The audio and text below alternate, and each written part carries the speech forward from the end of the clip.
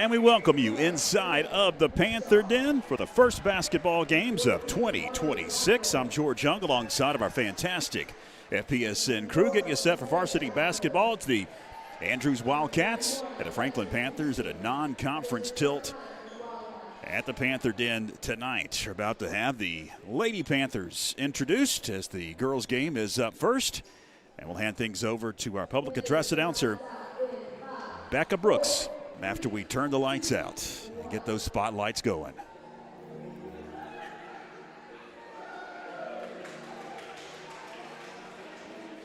At guard, a junior, wear number 1, Riley Green. At guard, a junior, wear number 2, Layla Malloy. At guard, a sophomore, wear number 10, Bristol Brooks. At guard, a junior, wear number 20, Hannah Stiles.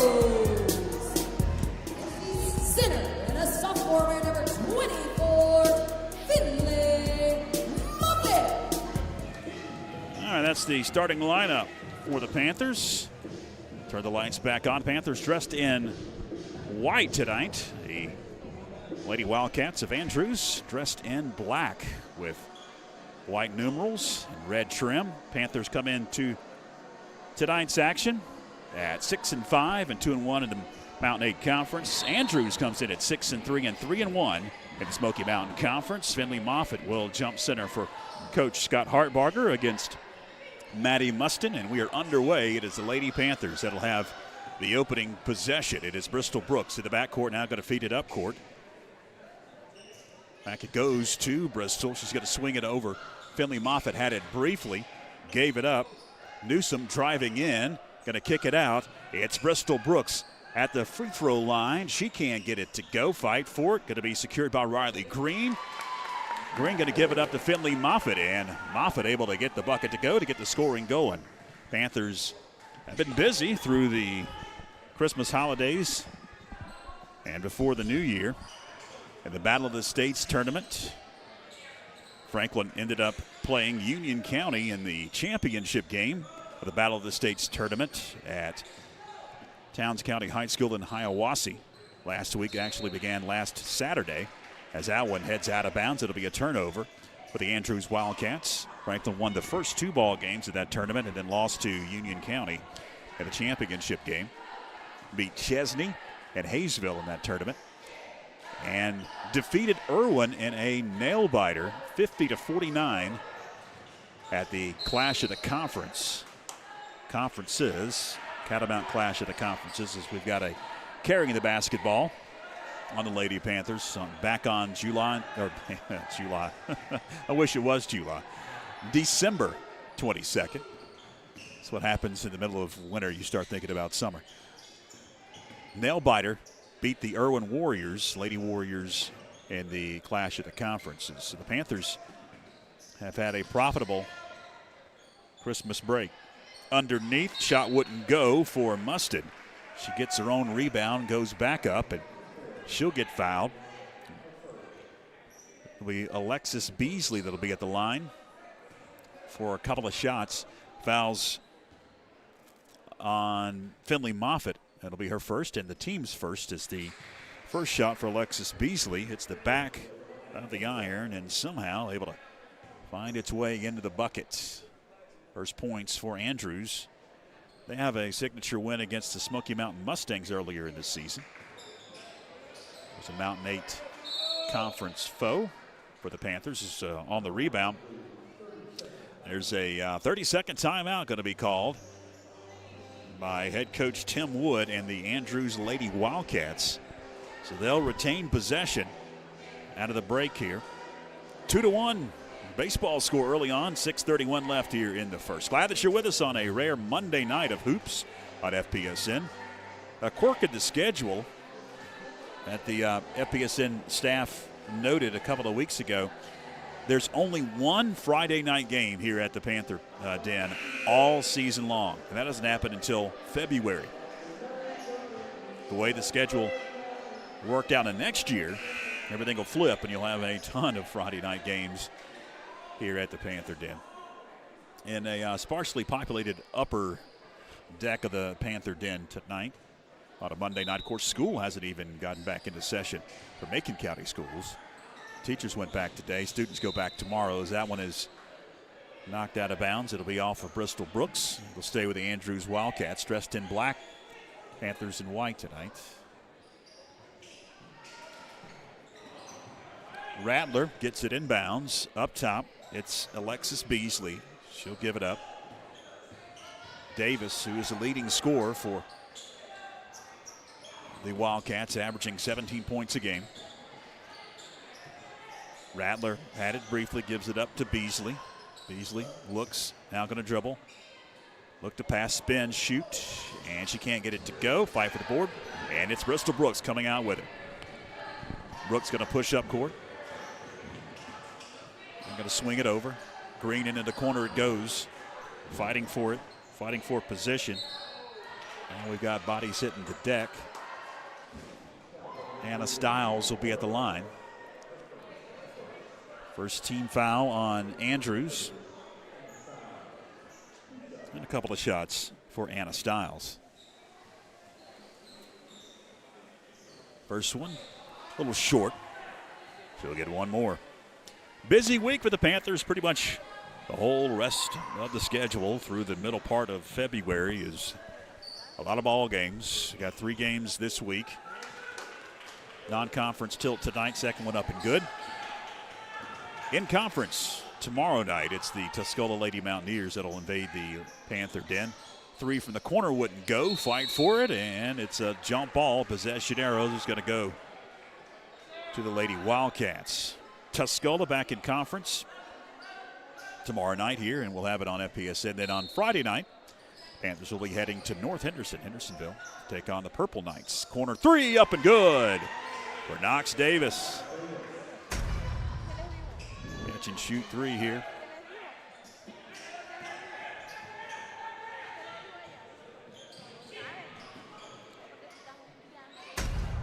As we get back to action, Panthers tried to answer with a 3 top of the key by Bristol Brooks. Board goes to Lady Wildcats, and we've got a whistle and a foul going against Anna Stiles for the Panthers. That'll be her first, team second.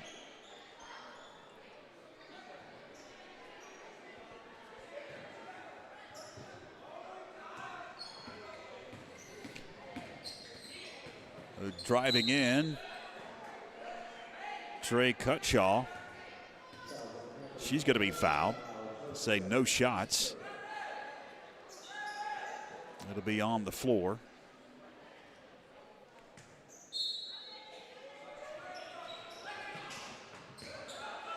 And it goes to Davis. Davis will give it up to Beasley. She's open for a 3, and that one wouldn't go. Panthers come down quickly. Up court it goes. Green, now she'll swing it over. Underneath, it's Moffitt off the glass. Finley Moffitt gets the bucket to go. We're making a 5-4 Franklin advantage.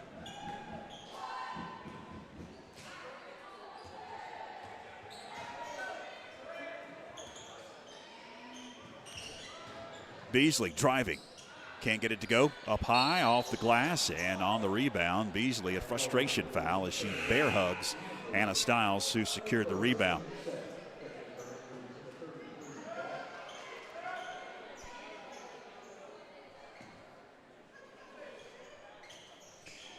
Into the game for the Lady Wildcats, Kimber Vaught. Now some pressure. Panthers going to break it. To the hole, count it, and 1 for Anna Stiles. Aggressively to the hole goes Anna Stiles. Andrews going to check in off the bench. Juliet Holloway, the sophomore. And it's the and 1 3-point, old-fashioned 3-point play opportunity for Anna Stiles, and she connects.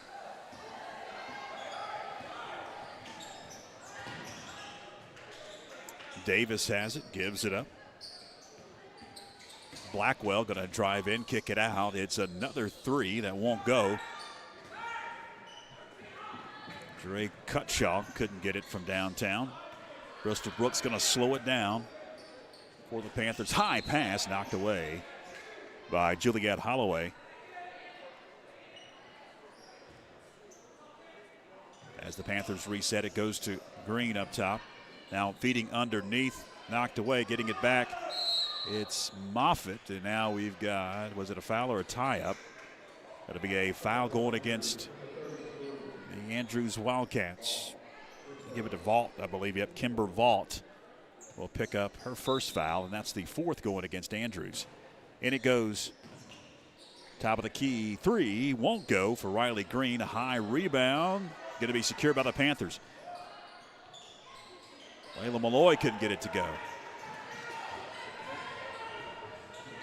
Holloway lost control of it. It's out of bounds. That'll be a turnover on the Andrews Wildcats. Coach Tim Wood looks to sub. They let her in is the question. Rattler does check into the ball game as Juliet Holloway will take a seat. Andrews coming off a win over Robbinsville on Friday night. A turnover. It's into the hands of Blackwell. She gives it up. And the Wildcats can't convert. Off to Blackwell on the rebound. She still got it.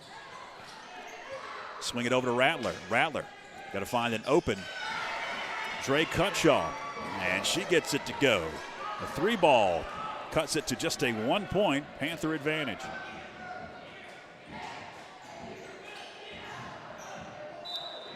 Collision, and looks like a foul going to be whistled on Riley Green.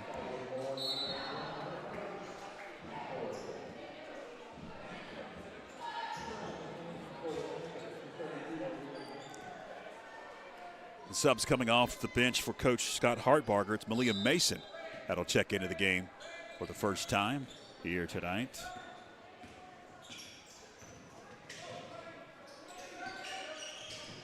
Knox Davis. Got to find Vault.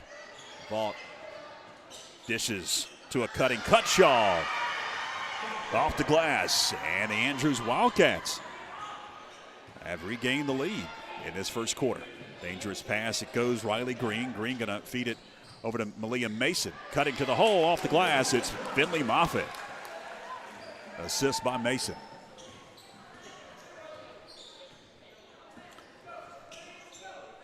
Davis going to find Holloway.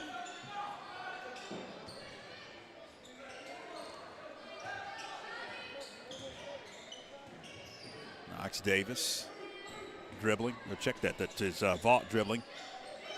Swing it up top, Holloway.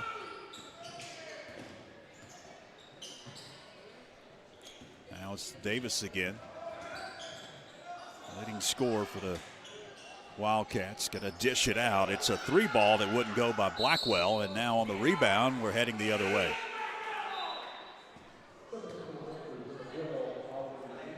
Newsom going to check in for Coach Hartbarger.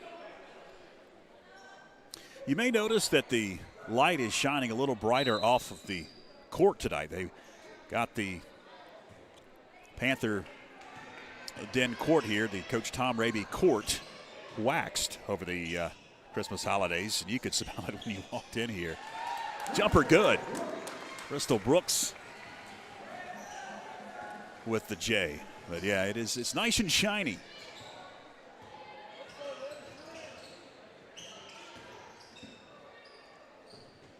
Holloway, three wouldn't go. Bristol Brooks grabs the rebound.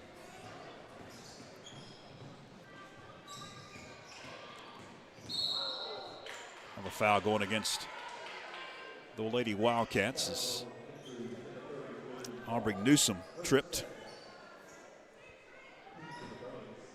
That one's going against Vault. It'll be her second. And it's the fifth on Andrews, so two shots upcoming as they're over the limit here in this first quarter. Panthers have four. They've got one more to give. First one's up and good.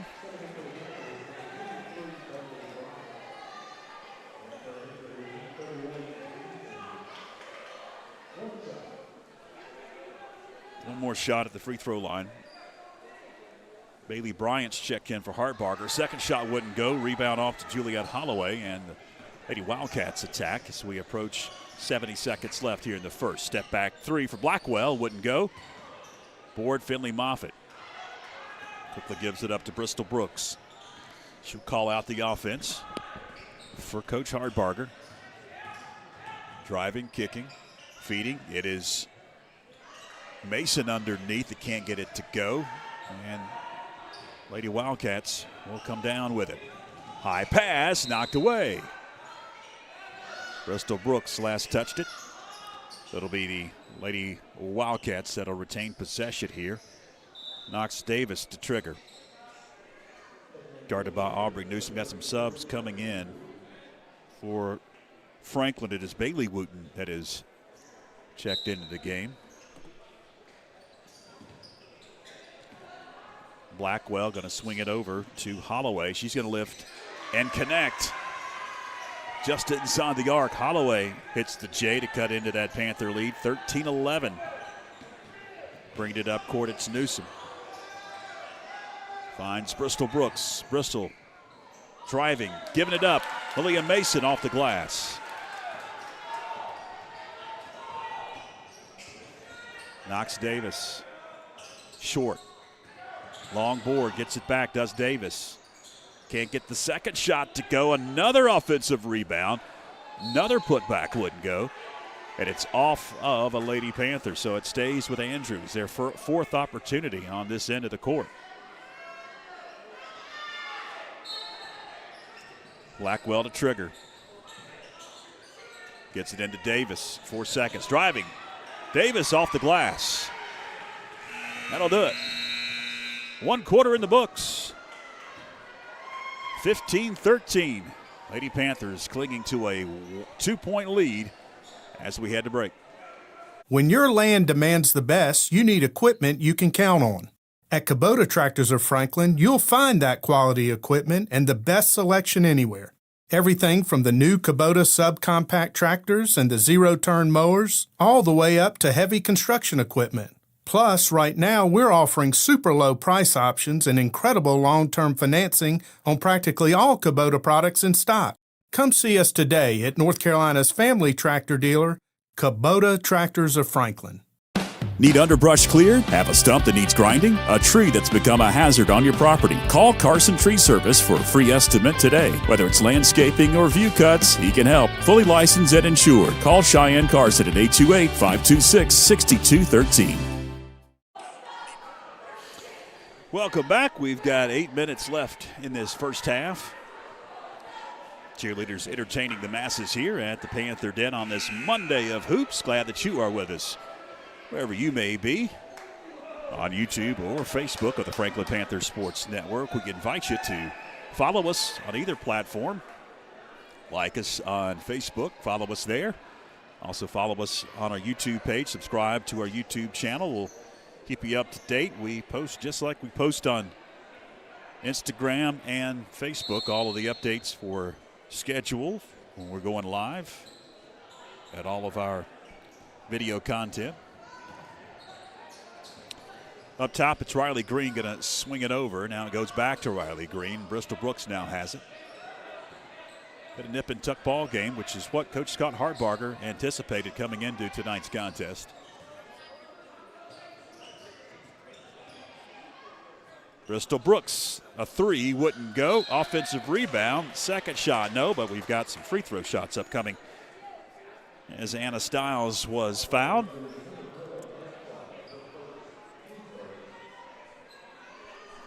First on Andrews here in this second quarter. It's going against Drew Cutshaw, her first. And first one's up and good.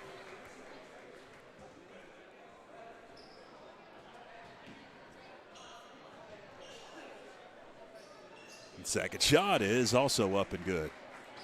Panthers up 17-13. Mary Blackwell across that timeline. Kick it over to Beasley. Beasley driving, kicking. Blackwell had it. Back to Beasley. Beasley gets caught up. She'll find Holloway. Now Blackwell.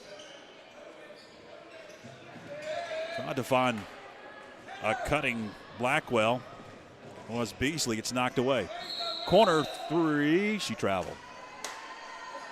Riley Green, I believe it was not going to be a three, had to step back. That's when she traveled. Wanted to make sure.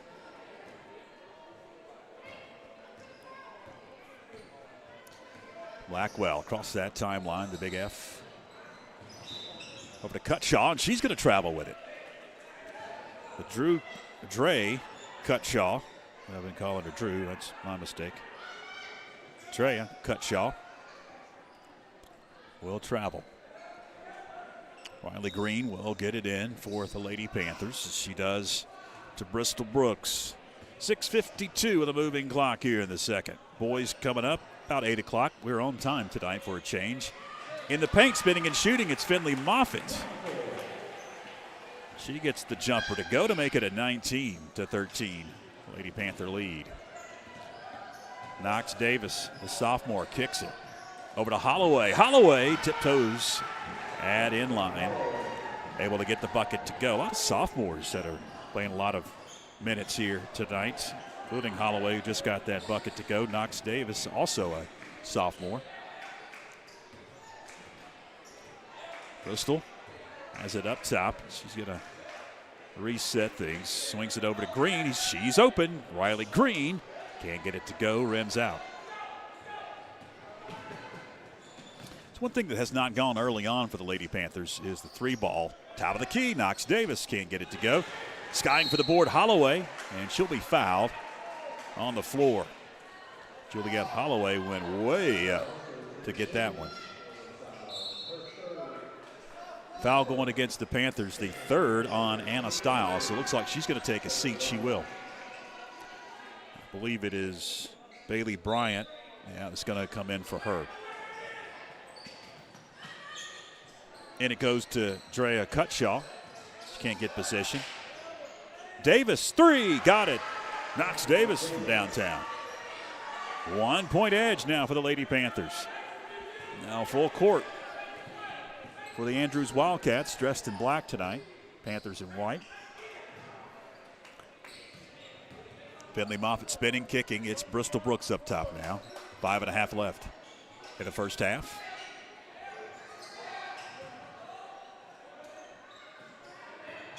Bristol on the dribble.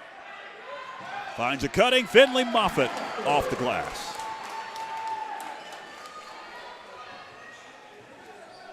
Approaching 5 minutes left in this opening half of action. Beasley holds it high. Trying to direct traffic. Finds Blackwell. Blackwell, a junior. Lost control of it. It's going to be picked back up by Beasley. That one wouldn't go. Rebound off to Riley Green, and she's going to push quickly. Green gets stopped by Holloway. Now got a feed underneath. Fight for it. Moffitt got it knocked away. Able to get it back and get the bucket. It's been a lot of post play underneath. Finley Moffitt, really the difference so far in this game. She's been able to get some buckets down low. Cutshaw, three.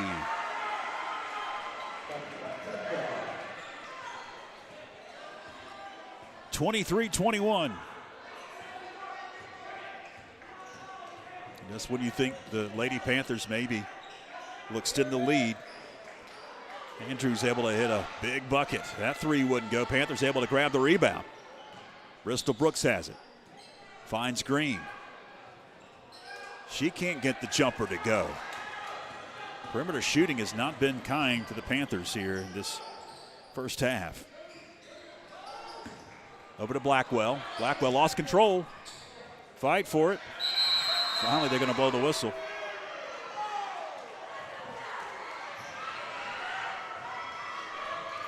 Andrews fans across the way wanted a foul. They're howling, hollering, and carrying on. It was a jump ball possession arrow to Andrews. Can't get the bucket. Was Cutshaw down court. Bristol Brooks. It's Green, another three. She cannot get it to go down. And she's been open, just not falling. Blackwell, high pass. Cutshaw, high off the glass and good. And we are tied at 23 with 3:07 left in the second. 30-second timeout for Coach Scott Hardbarger. Gives me an opportunity to show you the schedule here. It's what the Panthers have been doing lately since the last time we talked to you. Loss at Pisgah. Not much of a surprise there. Pisgah is a buzzsaw this year. 3 wins in a row till that loss against the Union County in the Battle of the States tournament.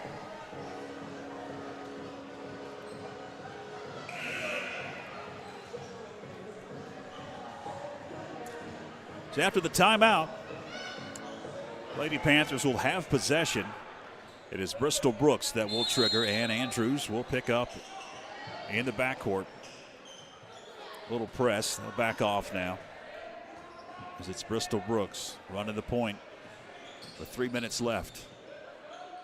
Underneath, it's Finley Moffitt going to kick it out. Now Green. Green, cross court. Underneath it goes. Moffitt had it briefly, finds Riley Green. She gets triple teamed underneath. Somehow it goes into the hands of Moffitt.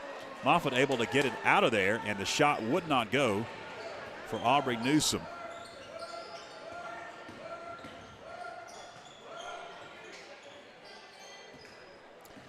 Davis working on Riley Green. Swings it over.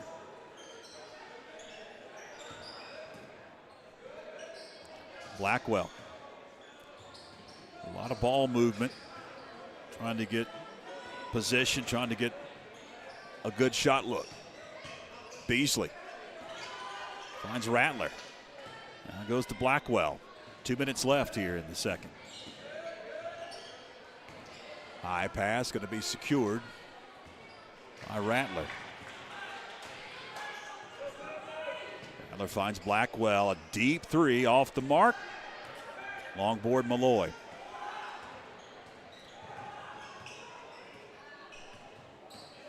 Bristol Brooks. Find Riley Green. Green trying to drive in. Now going to give it up to Bristol, and Bristol gives it up. Layla Malloy cutting to the hole off the glass.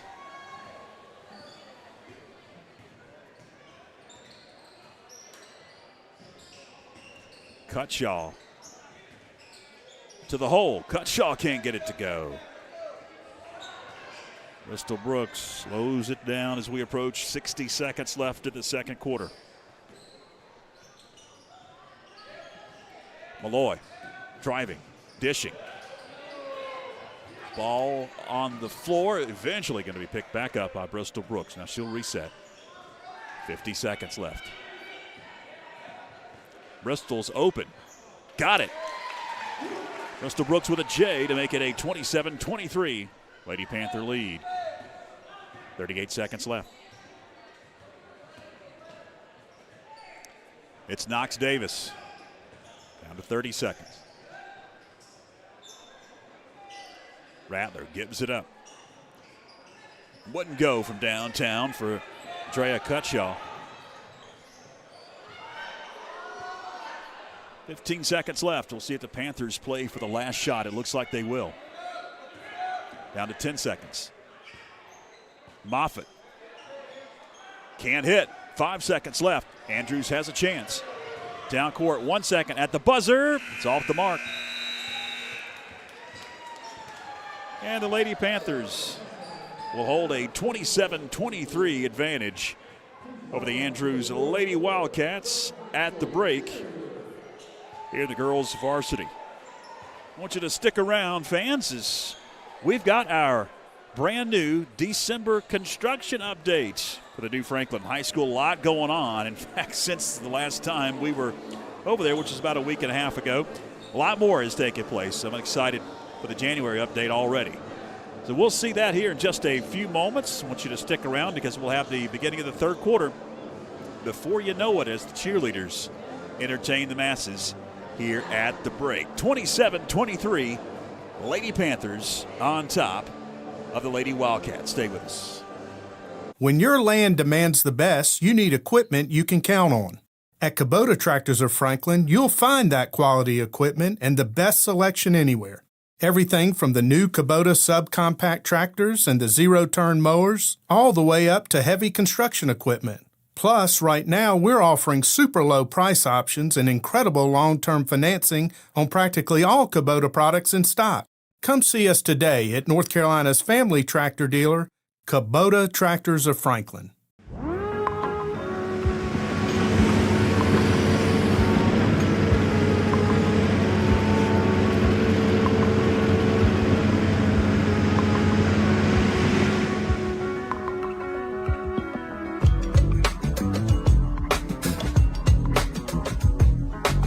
Hey folks, welcome to the December 2025 edition of the Franklin High School Construction Update. George Young with Tracy Talent once again, and we are here in the middle of the Panther Pit on the visitor side. And if you have ridden by in the month of December, you have seen the stands. The visitor stands are in. They've still got a couple of more stands to put up. We've got some concrete that's being poured today when we're on site. But this is an exciting time, Tracy. It is exciting. It's good to see these stands going in. This was a milestone, you know, people starting to see some progress taking place just right off the roadside.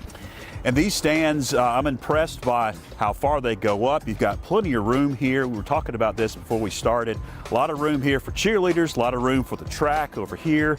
It's a lot more room than we had before. Lots more room. We were just excited about the whole plaza area, and we were talking about that this week at the board meeting, about a lot of different places around the whole stadium up top and then down below here to congregate and to have those things that people enjoy, stand around and talk. Yeah, and the weather has been a challenge. We've had a lot of dreary days, some rain, some fog, but it really hasn't stopped these guys. No, they're still working. As yesterday, Thursday, it was raining, which set them behind a little bit on some things, but like this morning, they were back pouring concrete and back to laying block and laying brick and doing some things. The little wind is stopping the crane work, and we'll see the crane a little bit later, but it's the wind and things slows that down a little bit. Weather is always a challenge when it's construction, and as big of a construction site as this is, it is a big challenge. You've been pouring concrete middle of the night, it seems, all hours of the day you're pouring concrete. Talking about that crane, that is a huge crane, about 400 feet it looks like, and that's to bring in steel and to bring in beams, correct? Yes, and we'll see that if we go up on the yard here after a while. They're got all the steel laid there for the slab on deck, and you can see as we look around to the Fine Arts Center here, you can see some of the roof trusses going in and things like that. So they've got all that steel laying there ready to erect, and already been working on it. So they're putting the bolts and the footers in for the bridge that goes to the second floor of the main building too. All right, we're going to take a tour once again, so let's go.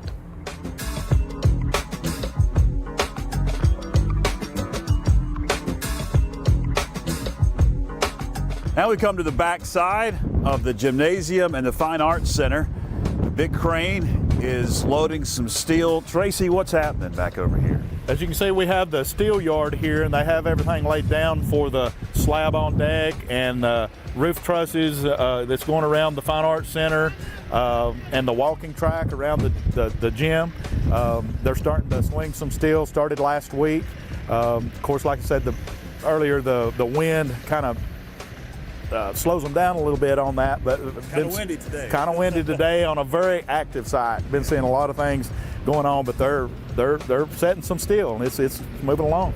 Since the last time we talked in the November construction update, they have put these walls up, and these walls are going to go even higher, right? Yes. This is the cafeteria and kitchen area, these first set of walls, and then the next set, the higher set that you see there is the Fine Arts Center. They'll be going a little bit higher, and of course then the gym walls here, and they'll be going higher as well. They're pouring the gym floor. It's just coming along. It is. I'll tell you, a lot has happened since the last time that we talked to you. We're going to head over to the other side and check out the press box area, and then we're going to head down and get kind of an overview of this big crane. One thing on the backside of Frogtown, which you see behind us, is a retaining wall that they have built on the side there. A lot of dirt's been moved. A lot of dirt moved in to make the pad for the main educational wings of the building. Will come out onto the edge of that. Well, not all the way to the edge. There'll be a road between the bank and the educational part, but it'll come out. Looking from this end, it'll look like it's out onto the edge of that bank. But they put in the retaining wall going up Phillips Street, Frogtown area, and your road will come out pretty close to that. And we'll have some buildings actually setting out there too. The greenhouse for the ag department, and some storage areas for the welding and carpentry shops. We are here now. Behind us is the press box, of course, and the gym is right here. We were just talking before we started this part of the update, Tracy, about how far we're getting closer and closer to the gym. A little teetering on the edge there, but as this progresses, you're going to see all this kind of level out, and of course the press box we see, and the brickwork is going in, and the bleachers in the stands area, they're going to be going in pretty quick too. Yeah, they were supposed to have started this past week, but I guess weather held them up on that. And as they're finishing up on the other side, then they're laying out, as you can see, the piers and things laid out there on the side of the slope. They'll be getting ready. They put the fabric down first, and then they will be enclosed bleachers like you see on the other side, aluminum totally enclosed, obviously so water can get through, but no debris can get through.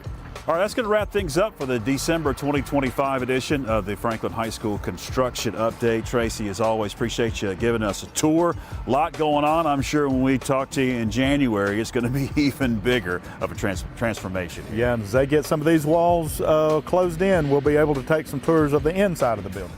I'm looking forward to that because it's been a cold day, kind of windy. It is. Thanks, Tracy. All right, thank you.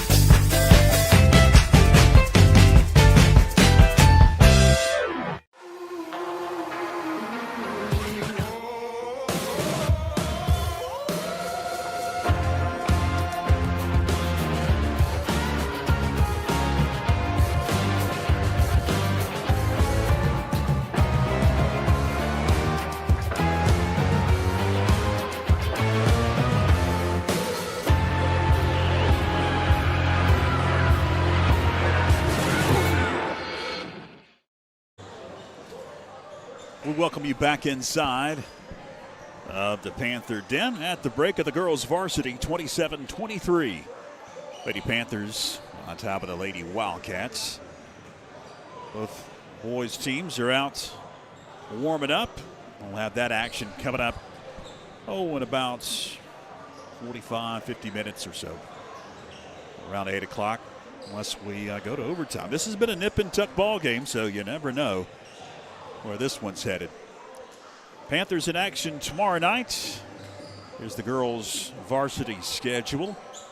Tuscola Mountaineers coming up tomorrow. We'll have it here on the Franklin Panther Sports Network. Getting back into conference play tomorrow. Here's the conference standings. Pisgah at the top, 3-0.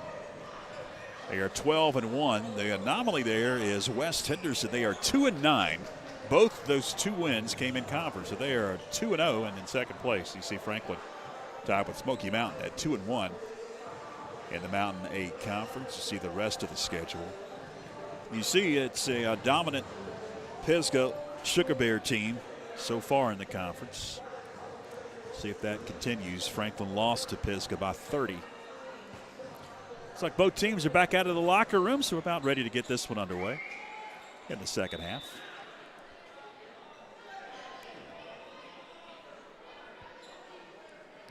The official was ready. And the scores table, I don't think, was ready. Now we're ready to go. Appreciate you joining us on this Monday night of hoops on YouTube and Facebook of the Franklin Panther Sports Network. George Young along with our fantastic FPSN crew. Aubrey Newsom gets caught up. They're going to whistle a foul on Andrews. Just joined us. Andrews dressed in black tonight with white numerals, red trim. Panthers in their home whites with red numerals.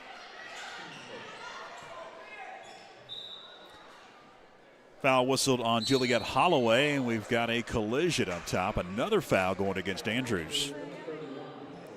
Alexis Beasley going to pick up the foul. The senior picks up her second. That's the second on Andrews. Too quick here, only 8 seconds into the third quarter. On the inbounds pass, knocked away, and now we've got a foul going the other way as Bristol Brooks will foul Juliet Holloway as she knocked that pass away.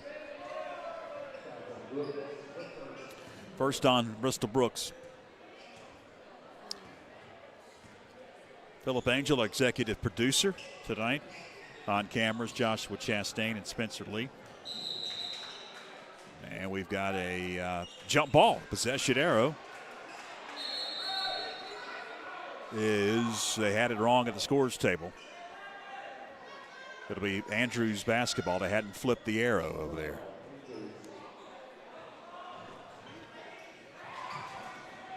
Andrews obtains possession. Inbounds pass goes to Beasley, and we've got another tie up, and now the possession arrow should be to the Panthers. And it will be.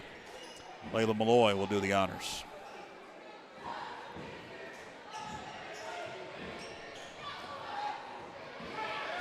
Fast break to the hole. Haley Bryant with the bucket.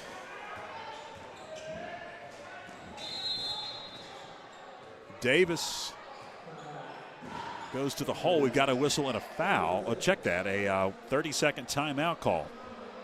Well, 30-second timeout on the floor. I believe it was Andrews that called that timeout. So a lot happening. Not even a minute into this third quarter. 7:23 left. Panthers up 29-23. Nip and tuck ball game. Mentioned Andrews beat Smoky Mountain coming off a win against Robbinsville. Beat Smoky on November 21st by 1, 54-53. Have defeated Highlands, Summit Charter, Natahala, Rosman, along with Robbinsville, coming into tonight's contest. Lost to Highlands before Christmas. That was a close one, 41-36. Beasley gets caught up, gives it up. It's Davis. Davis on the dribble, kicks it. Three, Cutshaw, wouldn't go. Fight for it. Holloway had it briefly, threw it away. Into the hands of Bristol Brooks. And Brooks able to get the bucket. And all of a sudden you look up and the Panthers have extended their lead. 31-23.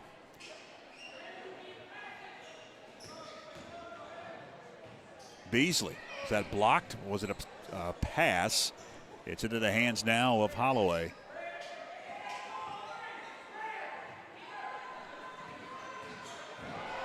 What a move. It's Cutshaw, and then she lost control of it. It'll stay with Andrews. Cutshaw to get it inbounds. Bounce pass into Beasley, and she'll get the bucket off the glass.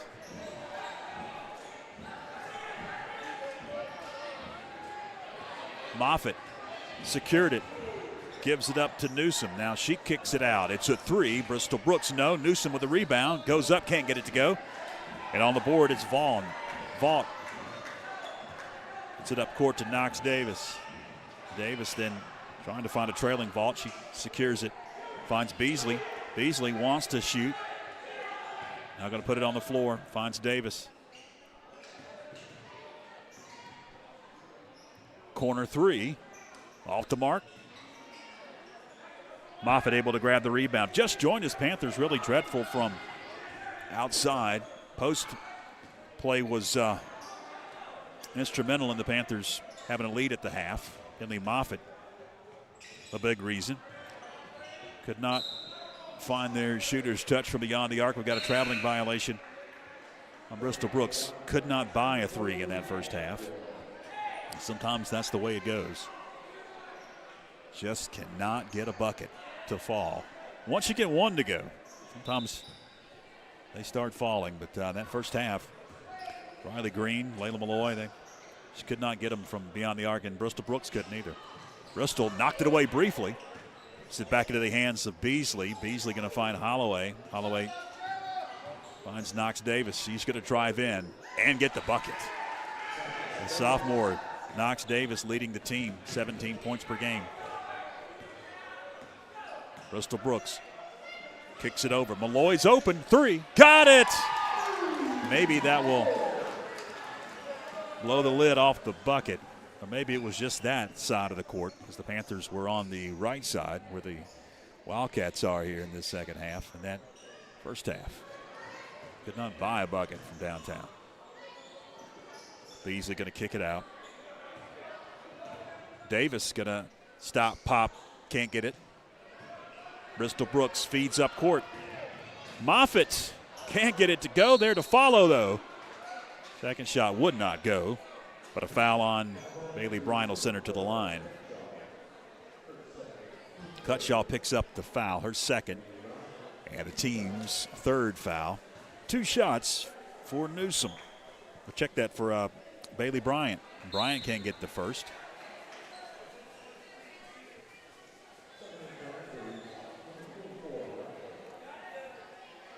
Chintia Rattler has subbed into the game. Coach Tim Wood and the Andrews Wildcats. As the second one up is in and out, no good for Bailey Bryant. She misses both. Rebound to Andrews. And it's Rattler with it. Finds Beasley outside the arc. High pass, it's Blackwell. Thought about it.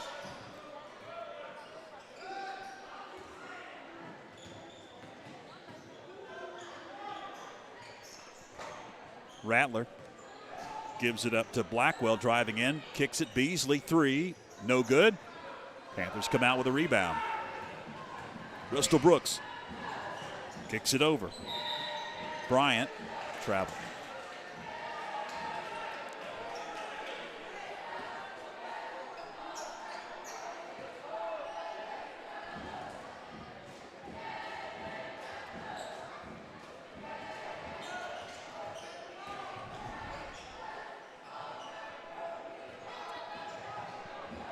Rattler driving, kicking.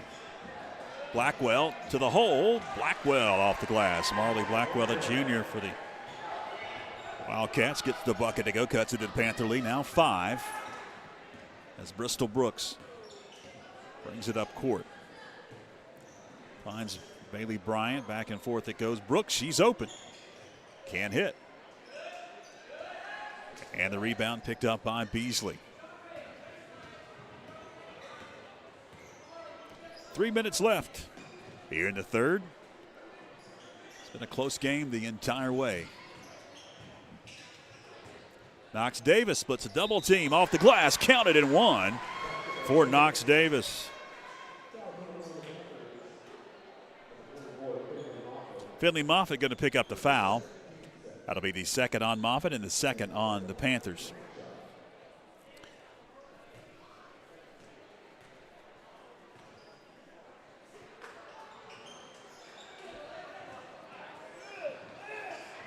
A lot of bodies hitting the deck. Almost no good. Panthers have it. As cross-court pass into the hands of Malloy. She'll give it up to Bryant. And Bailey Bryant able to get the bucket. The iron was kind that time.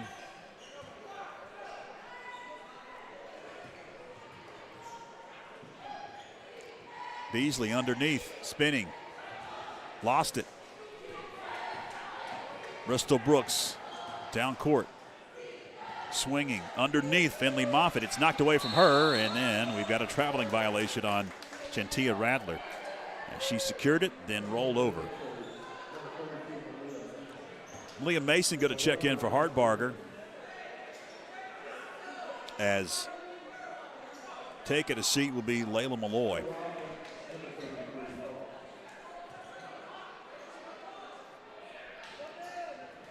Bristol Brooks in the corner.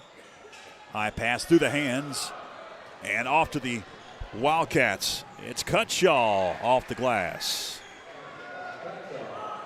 Drea Cutshaw will cut into that Panther lead. It's 3 now at 36-33.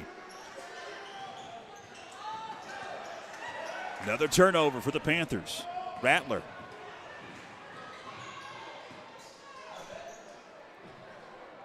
Three up and good for Cutshaw. Back-to-back buckets for Cutshaw. And all of a sudden we are tied at 36. With a minute and a half left here in the third.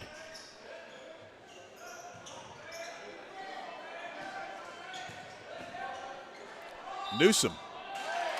Counted and one for Aubrey Newsom, who was the hero against Irwin in the Catamount clash. She hit a couple of free throws with only a few seconds left to give the Panthers a 50-49 lead in that ball game as she gets the old-fashioned three-point play. Foul was on Kimber Vaught, her third. That's the fourth on Andrews. Spinning and shooting underneath. It's Vaught. It's knocked away after the missed shot, and it's going to go to the Panthers with 70 seconds left. We have a couple of questions about the JV score. A couple on Facebook. We got a message here. I know that the JV boys for Franklin won. I don't know the score. There's your perimeter shot that's up and good for Bristol Brooks. Panthers have struggled from the perimeter tonight. 41-36, 5-point advantage again for the Panthers. And the JV girls, I don't know the score of that JV girls game, because when we got here, it was over. It was a quickie. Almost a traveling violation in the backcourt. And we're not at press row. We don't have access to all of the scores books. And sometimes the JV scores are different than the varsity scores. Be surprised how hard it is to get scores. These games last so long, people come and go, and nobody pays attention. Down to 11 seconds left. Underneath, it's Malia Mason. Spinning and shooting. Malia Mason can't get it to go. Rebound, Cutshaw. 5 seconds left. Cutshaw caught up. They kick it over to Davis. Shot blocked at the buzzer, and that's going to do it. After 3 quarters, the Panthers and the Andrews Wildcats in a good one. 41-36 after the third. We'll take a break. Back right after this. When your land demands the best, you need equipment you can count on. At Kubota Tractors of Franklin, you'll find that quality equipment and the best selection anywhere. Everything from the new Kubota subcompact tractors and the zero-turn mowers, all the way up to heavy construction equipment. Plus, right now, we're offering super low price options and incredible long-term financing on practically all Kubota products in stock. Come see us today at North Carolina's family tractor dealer, Kubota Tractors of Franklin. Need underbrush cleared? Have a stump that needs grinding? A tree that's become a hazard on your property? Call Carson Tree Service for a free estimate today. Whether it's landscaping or view cuts, he can help. Fully licensed and insured. Call Cheyenne Carson at 828-526-6213. 8 minutes left. Decide this one, this non-conference battle.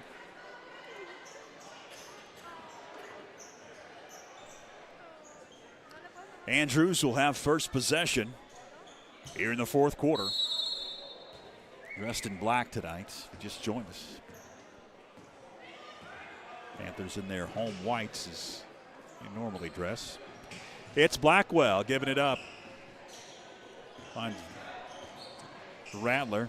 She gives it up. It's Davis up top. Davis going to swing it. Vaught underneath fighting. And she's going to be fouled. Will Kimber Vaught be at the line for a couple of shots as that one goes off the mark? Is that one going on Moffitt? Yeah, it's going to go against Finley Moffitt. I believe that's her third. Yeah. First one's up and good for Kimber Vaught. One more.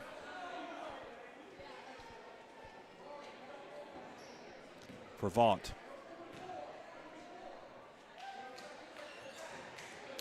And and got the second to go. 3-point lead for the Panthers. Andrews has gotten close, not taking the lead in the second half. Did early on in the first. Panthers have been able to hold on to the lead, but it has been dicey. Back and forth, and it's a turnover. Cutshaw strips Brooks. Rattler will be fouled. That'll be heading to the line, I believe. Was it on the floor? No, it was on the floor.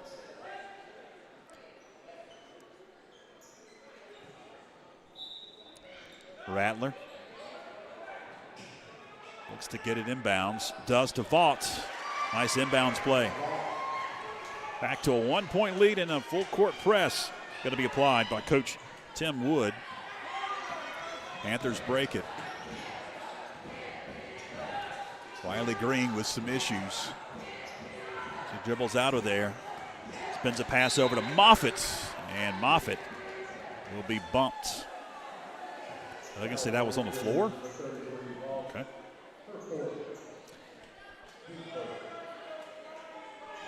So Vaught going to pick up her fourth. It's the first on Andrews. Inbounds pass to Riley Green. She's open, and she gets the J from the corner. Green extends the Panther lead to 43-40. Knox Davis on your screen, bringing it up court. We've got a whistle. I think a warning to the head coach for Andrews, which is some good officiating.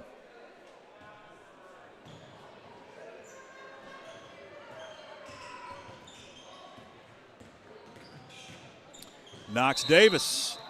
She traveled with her to get fouled. They blew the whistle. I think it's going to be a foul.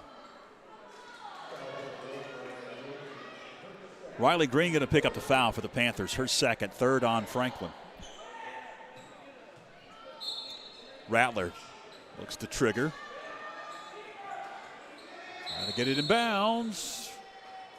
Was it 5 seconds or was it a foul? Huh? Oh, they're going to say that the defender got too close. Blackwell lost control, out of bounds, and it's off of a Lady Panther. 6:31 left.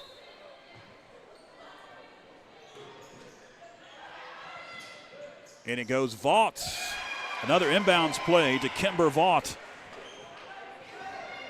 She cuts that Panther lead to just one. Bristol Brooks brings it up, calls out the offense for Coach Hardbarger. Going to find Riley Green, going to spin one to Finley Moffitt underneath. Moffitt fires one up, way off the mark. Andrews attacking. Davis. Going to find Blackwell up top. Now it's Rattler. Can't hit. Vaught grabs the rebound, kicks it out.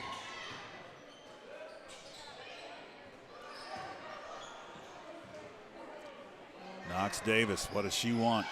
You got to feed it. Vaught working on Moffitt, can't get it to go. Fight for it underneath. Jump ball. And the possession arrow favors the Panthers.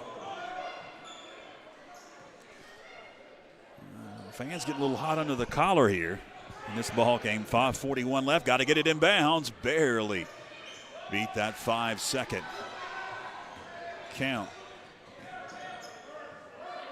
Bristol Brooks calls out the offense, directs traffic. Pointing. Gets bumped by Rattler. In the paint. Running shot is good for Bristol Brooks.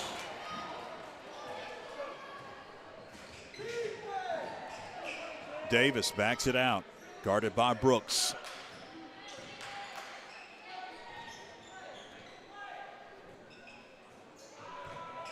Blackwell. Gets caught up, got a feet underneath. Kimber Vaught again. It's been the post play for both teams in this ball game. Vaught and Moffitt. that have produced the majority of the points. And it's Moffitt again. She gets double teamed, kicks it. Now back underneath it goes. Moffitt can't get it. And on the rebound, over the back, that'll be whistled on Finley Moffitt. Fourth on Moffitt. That is a big foul with 4:36 left. 1 point lead for the Panthers. Andrews with a chance to take the lead for the first time in this second half. 3 off the mark. Offensive rebound. Davis going to take it out. Going to attempt a 3. She can't get it to go. Fight for it. Bristol Brooks comes out with it. Going to race down court. Bristol Brooks coast to coast. And 1 for Bristol Brooks.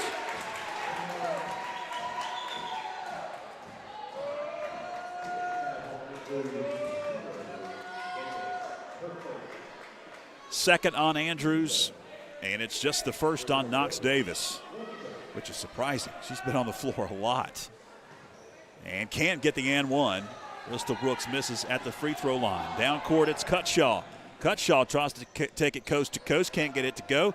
Bristol Brooks there for the board, and we've got about 4 minutes left, and we've got a whistle and a timeout. It's going to be a full timeout for Coach Scott Hardbarger and the Lady Panthers. So we'll take a break as well. Stay with us.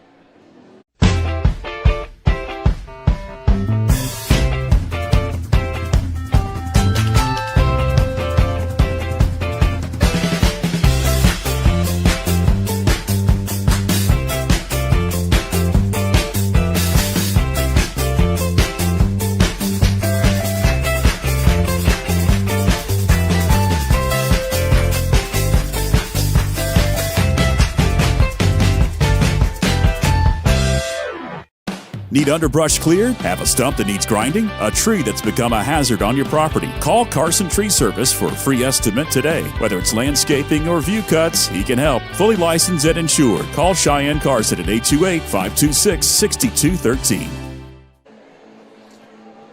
Good one brewing here at the Panther Den in the non-conference tilt. Lady Wildcats and the Lady Panthers. 47-44. Just joined us. It's been this way pretty much the entire game. Andrews has never led in this second half, but it's been 4-5, 1 point lead, 2 point lead, 3 point lead for the Lady Panthers. Full court press. Got to get it in bounds. 5-second violation on the Lady Panthers.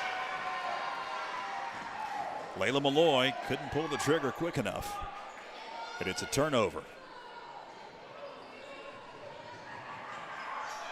Andrews having some issues. And a timeout for Coach Tim Wood and the Andrews Wildcats. So it will be a full timeout for the Wildcats. We will take a break as well. 4:04 left and a good one. Stay with us. When your land demands the best, you need equipment you can count on. At Kubota Tractors of Franklin, you'll find that quality equipment and the best selection anywhere. Everything from the new Kubota subcompact tractors and the zero-turn mowers, all the way up to heavy construction equipment. Plus, right now, we're offering super low price options and incredible long-term financing on practically all Kubota products in stock. Come see us today at North Carolina's family tractor dealer, Kubota Tractors of Franklin.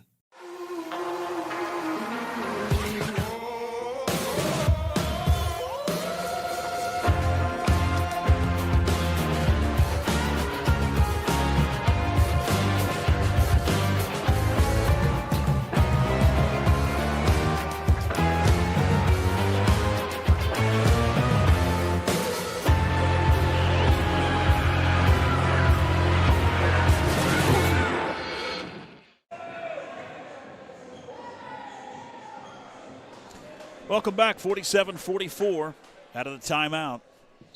Andrews will have possession. Rattler able to get it in bounds. Now issues. Vaught went off of her hands. What do we have? Jump ball. Possession arrow is to Andrews. 3 seconds came off the clock. It's Rattler again that will get it in bounds. She does over to Davis. Davis harassed by Layla Malloy. Got to feed in to Vaught. Vaught Gets her shot blocked. Collision. We're heading the other way.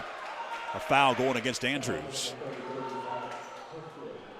That's the 5th foul on Kimber Vaught. That is a big foul. The sophomore Kimber Vaught has fouled out of this ball game. On the Panthers end, their post players, the pass is intercepted. Knox Davis intercepted it.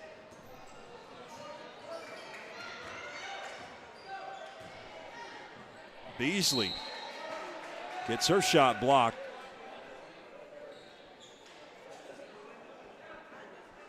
Finley Moffitt blocked it, and she's playing with 4 fouls. Up high, it's Beasley. She's going to travel.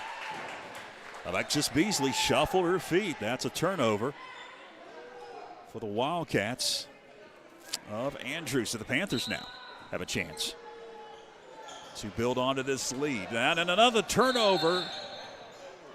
What happened?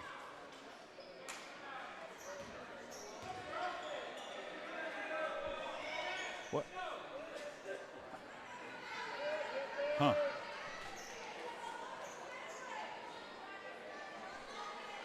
Was it over and back? Oh, okay. The Panthers have possession again. Bristol Brooks with it. Riley Green gonna swing it. Now underneath it's Finley Moffitt, and Moffitt is gonna head to the line.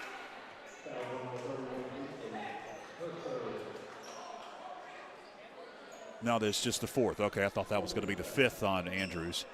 So she will not be heading to the line. Up high, Riley Green feeds Moffitt. Moffitt back out beyond the arc, now driving in. That one wouldn't go. Moffitt able to secure a board. Wild sequence here. Bristol Brooks to the hole, no. Andrews comes out with it. Score remains 47-44. Knox Davis backs it out, stops, pops, got it. We are tied at 47. 2:49 left.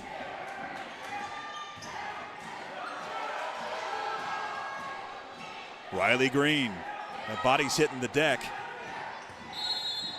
And we've got a whistle and we've got a timeout as Malloy went to the hole. Timeout. Coach Scott Hardbarger and the Lady Panthers. It'll be a full timeout for Coach Hardbarger. We're going to keep it here as this one is going down to the wire. If you just joined us, it's been this way the entire night. Where you been? Been a good one. Got the boys varsity. That'll be taking place about 8 o'clock or so. What do we have? 7:40? Yeah, unless this one goes to overtime. Back and forth. Andrews, though, has not led in this second half. They led early on in this ball game, but it's been a single-digit lead throughout this second half of action for the Panthers. Kimber Vaught has fouled out of the ball game. Post player, center for Andrews and Coach Tim Wood. Panthers post players and Finley Moffitt. She's really been the only one that's been playing underneath. Has 4 fouls. Panthers have possession. Malloy looks to get it in, does. It's Moffitt underneath. Back out it goes. It's Riley Green. Green going to quickly find Bristol Brooks. She'll calm things down. Now swing it over to Riley Green.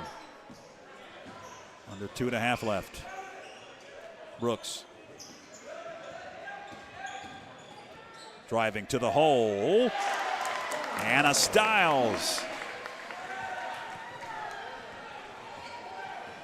Panthers back up by a bucket. 49-47. Blackwell. Over to Davis. Davis going to feed Beasley. Beasley working, kicking. Cutshaw, 3, got it! And the Andrews Wildcats have their first lead of the second half. We've got a whistle and we've got a timeout. after Cutshaw hits the three. Coach Scott Hardbarger wants to talk it over. 30-second timeout. 50-49 Andrews with 1:48 left. One thing that has not been kind for the Panthers in this ball game is beyond the arc. Not been able to find their shooter's touch from three land. But you don't need threes at this point. You just need buckets of some sort.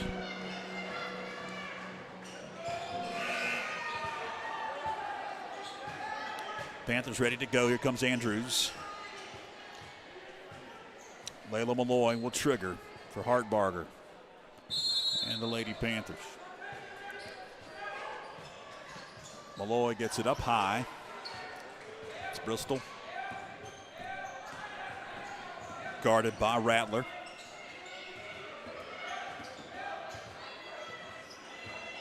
Brooks directing traffic off of a ball screen. Brooks is open, short. Going to be saved into the hands of Cutshaw. Andrews with the lead, looking for more. 1:24 left. Cutshaw just gave Andrews the lead. She has it, swings it over to Davis. Davis kicks. Blackwell backs it out. Draining some clock. Now it's Davis. Going to feed Beasley. Beasley kicks. Cutshaw can't get it to go. Offensive rebound. Davis open three. Won't go. Rebound picked up Bristol Brooks. Panthers trailing by a point with 55 seconds left. Bristol Brooks calls out the offense as she crosses that timeline. Got to feed it over. Now underneath it goes. Fighting. Can't get the first one to go. Styles fighting for it underneath. Now we've got a whistle and we've got a timeout by the Panthers with 39 seconds left. Full timeout for Hartbarger. We'll take one. Stay with us.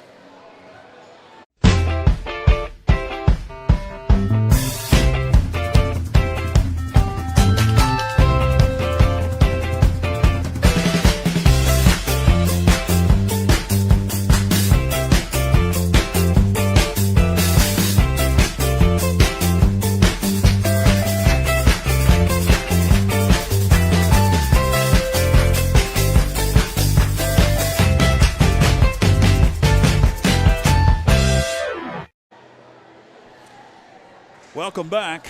Going down to the wire here at the Panther Den tonight.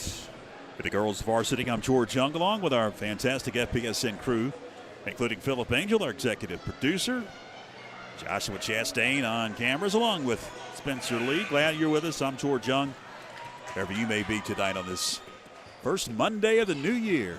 Glad that you have decided to spend your evening with us. Panthers trailing by a point, half the possession. Finley Moffitt gives it up. Now it's Bristol Brooks. Brooks. Jumper. Off the mark. Rebound. Picked up by Styles. She lost it. Now everybody's on the deck. We've got a collision. What do we have? Jump ball. Possession arrow is to Franklin. 22.2 seconds. Malloy to trigger.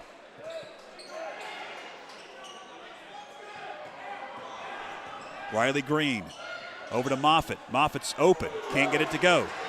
Rebound Andrews. Had a foul going against the Panthers. Either Malloy or Green. And that will send us to the other end, as that's the fifth foul on Franklin. Andrews has 4. We got one more to give. Timeout Andrews. And it's going to be a full timeout. 12.9 seconds left. If you just joined us, Franklin has led pretty much the entire way until just recently. Andrews had a lead way back in the first quarter, but it's been a nip and tuck ball game throughout. Andrews and Marley, or check that, Drea Cutshaw hit a 3 to give Andrews a 50-49 advantage. Panthers had an opportunity there. but could not convert to regain the lead. 2 shots upcoming for the Andrews Wildcats, and now you start thinking about strategy if you're Coach Scott Hardbarger. What happens if both free throws go down? And it's all of a sudden a 3-point lead for the Wildcats. You've got basically 13 seconds left.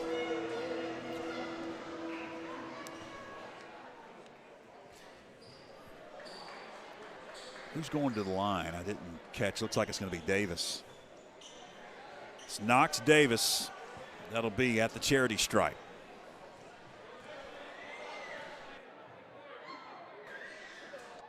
Can't hit the first, so the Panthers have an opportunity.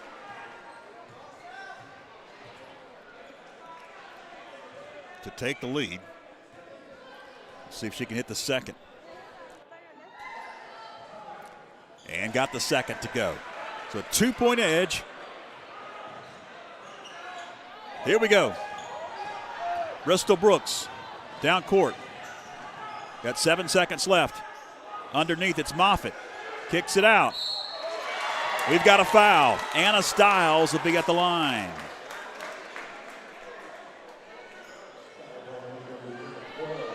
That's the 5th foul on Andrews. Who are they going to give it to?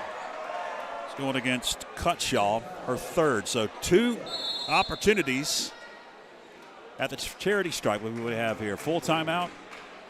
It'll be a full timeout by Andrews. So we're going to take a quick break ourselves. Stay with us. When your land demands the best, you need equipment you can count on. At Kubota Tractors of Franklin, you'll find that quality equipment and the best selection anywhere. Everything from the new Kubota subcompact tractors and the zero-turn mowers, all the way up to heavy construction equipment. Plus, right now, we're offering super low price options and incredible long-term financing on practically all Kubota products in stock. Come see us today at North Carolina's family tractor dealer, Kubota Tractors of Franklin. 2.6 seconds left. Free throws upcoming for Anna Stiles. If she can hit both free throws, we've got a tie ball game.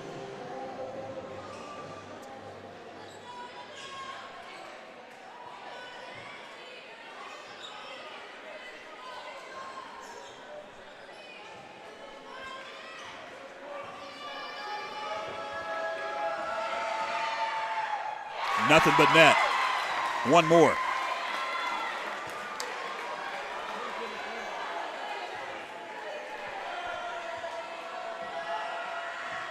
Got them both. Ice water for Anna Stiles, the junior. We're headed to overtime. OT at the Panther Den. They'll put 4 minutes up on the clock. And we'll have an extra frame on this Monday night of hoops. We'll take a quick break here. We'll be back right after this. When your land demands the best, you need equipment you can count on. At Kubota Tractors of Franklin, you'll find that quality equipment and the best selection anywhere. Everything from the new Kubota subcompact tractors and the zero-turn mowers, all the way up to heavy construction equipment. Plus, right now, we're offering super low price options and incredible long-term financing on practically all Kubota products in stock. Come see us today at North Carolina's family tractor dealer, Kubota Tractors of Franklin. One thing that does carry over from the fourth quarter are the fouls. So we will have 5 fouls apiece for both teams. That means they're over the limit. We'll have free throw opportunities, any foul in the overtime frame. 4 minutes to go here in the first overtime. We're tied at 51. We'll have a jump ball situation to begin the overtime. And it'll be Alexis Beasley jumping for the Lady Cats. And Finley Moffitt, she'll be playing with 4 fouls here in this overtime. She'll jump. And it's going to be controlled by Andrews. And they'll get the opening points. Drea Cutshaw gives Andrews a 53-51 lead. Green for 3. Can't get it to go. Fight for it. Anna Stiles grabbed the rebound, aggressively went back up, and she'll be back at the line as that one would not go. But 2 more shots at the free throw line for Anna Stiles, who hit 2 to end the 4th quarter to tie this game. She hits the first. Could tie it with the next.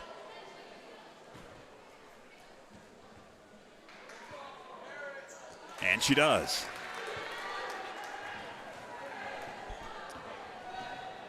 Blackwell into the front court. Finds Knox Davis. Davis going to feed Beasley. Beasley gets double teamed. Back out beyond the arc it goes. Davis, a 3 off the mark. Rebound is secured by Anna Stiles. Stiles going to give it to Bristol. She'll call out the offense as Brooks crosses that timeline. Finley Moffitt spinning and shooting. Wouldn't go. Rebound Stiles. She has been huge in the late stages. Moffitt kicks it out. Bristol Brooks splits a double team. Can't get it to go. Got her own rebound. Kicks it back out beyond the arc. Green gives it up. Brooks. Brooks going to find Moffitt outside the arc. Now it's Stiles driving. Got fouled as she split 2 defenders. Stiles is fouled, and she'll be back at the line to try to give the Panthers a 2-point edge. 2:47 left in the overtime. The first one here at the Den tonight. First shot is up and good for Anna Stiles. Panthers have regained the lead. They led pretty much the entire ball game until late in that 4th quarter. And Anna Stiles, perfect from the charity stripe. Blackwell brings it down court. Into the corner, a 3 is well off the mark. A fight for it, and it's going to be the Panthers' possession. Brooks calling out that offense for Coach Hardbarger. 2 minutes, 24 seconds left. Layla Malloy thought about jacking one. Green with it up top. Now over to Moffitt. Moffitt going to find Green. Lost it. Did Green. Cutshaw with it. She gives it up and then loses it into the hands of a Lady Panther. What do we have? We've got a whistle. And they're going to say, was she on the end line or somebody was out of bounds for Andrews when they possessed it? Yep, that was the case. So Franklin will have to trigger. Full court now for Andrews. Into Bristol. As it's Brooks that'll slowly bring it up. 2 minutes left. And a bump that will send Bristol Brooks to the line. Shantia Rattler will pick up the foul. It'll be a 3rd on Rattler. 2 shots for Bristol Brooks. As the fouls carry over from the 4th quarter, it'll reset like they do in the regular quarters. First one rims out for Bristol Brooks. One more. Got the second. So it's a 3-point lead for the Lady Panthers. Knox Davis across that timeline. Working on Green. Now going to feed Beasley. Back out it goes. Davis, a 3 to tie. Got it. Davis ties it at 53. Minute 40 left. Bristol Brooks.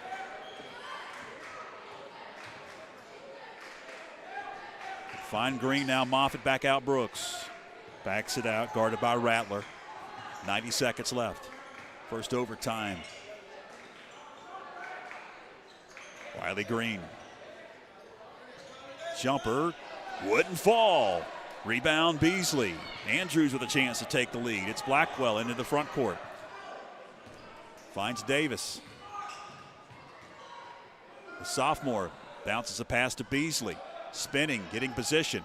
Now back out it goes Davis. 60 seconds left. Underneath again, it's Beasley. Beasley. Back out. Now it's a three. Rattler. Wouldn't go. Fight for it. Beasley. Count it and one. And if that is on Finley Moffitt, that's her fifth.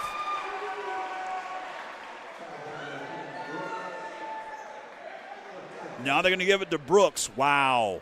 Finley Moffitt thought that was her fifth. She was walking over to the scores table. Second on Bristol Brooks and one situation for Alexis Beasley. And she got the three-point play. Whistle and a timeout for Coach Scott Harbarger. All of a sudden, the Panthers, who are up by three, now find themselves down by three with 51.7 seconds left, trailing 59-56 to the Andrews Wildcats. Glad you're with us if you're tuning in for the boys varsity. I lied to you and said they were going to start at 8 o'clock. I did preface that statement by if we don't go to overtime. Obviously, we're in overtime. The boys will start probably 8:15-ish, 8:20 at this point, if we don't go to a second overtime here at the Den tonight. Glad you're with us wherever you may be on a Monday night of hoops. First Monday of 2026. George Young along with our fantastic FPSN crew, including Philip Angel, executive producer, Joshua Chastain on cameras, and Spencer also on cameras tonight, and wherever you may be. We appreciate you on YouTube and Facebook of the Franklin Panther Sports Network. Keep up to date what we've got coming up. And we've got a lot of basketball in the next couple of months by following our Facebook page, subscribing to our YouTube channel. Press in the backcourt going to be broken. Riley Green into the front court. She gives it up to Stiles. Driving. Can't get it to go. Fight for it. Bristol Brooks has it. 40 seconds left. Brooks. Panthers have been dreadful from beyond the arc. See if she can tie it. It's going to be blocked. And we've got a whistle. And we've got a foul. And we've got shots upcoming for Andrews to try to seal it.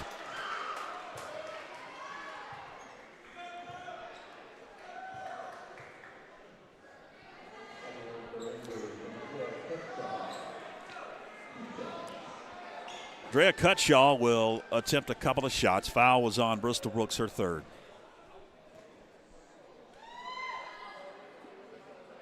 Missed the first.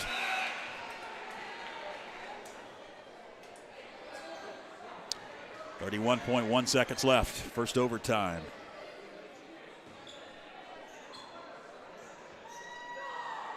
Second shot. Missed the second. Panthers still trailed by three. Bristol Brooks racing. Bristol Brooks to the hole.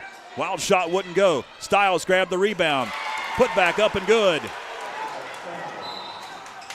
Late whistle. They call it touch foul. Yeah, they did.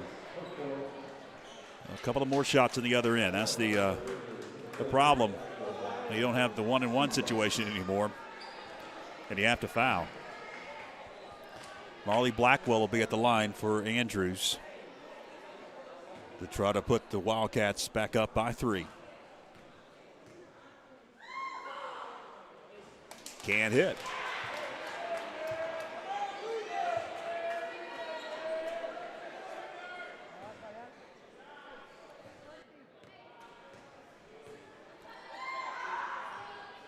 Got the second. Panthers trail by two. 17 seconds left. And it goes to Riley Green. Green going to call out the offense. 11 seconds left. Green feeding. Moffitt underneath. Moffitt can't get it to go. Fight for it. Going to be picked up by Bristol Brooks. At the buzzer. Won't go. And Franklin falls in overtime to the Andrews Lady Wildcats, 60-58. And they fall to 6-6. Andrews gets a impressive road win over a school triple their size, and they moved to 7-3 overall. Congratulations to Tim Wood and the Lady Wildcats at a big victory. These two teams will face each other again in a couple of weeks at Andrews on January 21st. We'll see if that one is as intense and goes down to the wire as this one did tonight. 60-58 the final in overtime. Boys varsity, they're coming up. They have made their way onto the floor, and we're going to talk with head coach Doug Clemens of the boys varsity. Talk about their big Christmas break at the Battle of the States tournament and preview tonight's matchup in the Andrews Wildcats. When we come back, stay with us.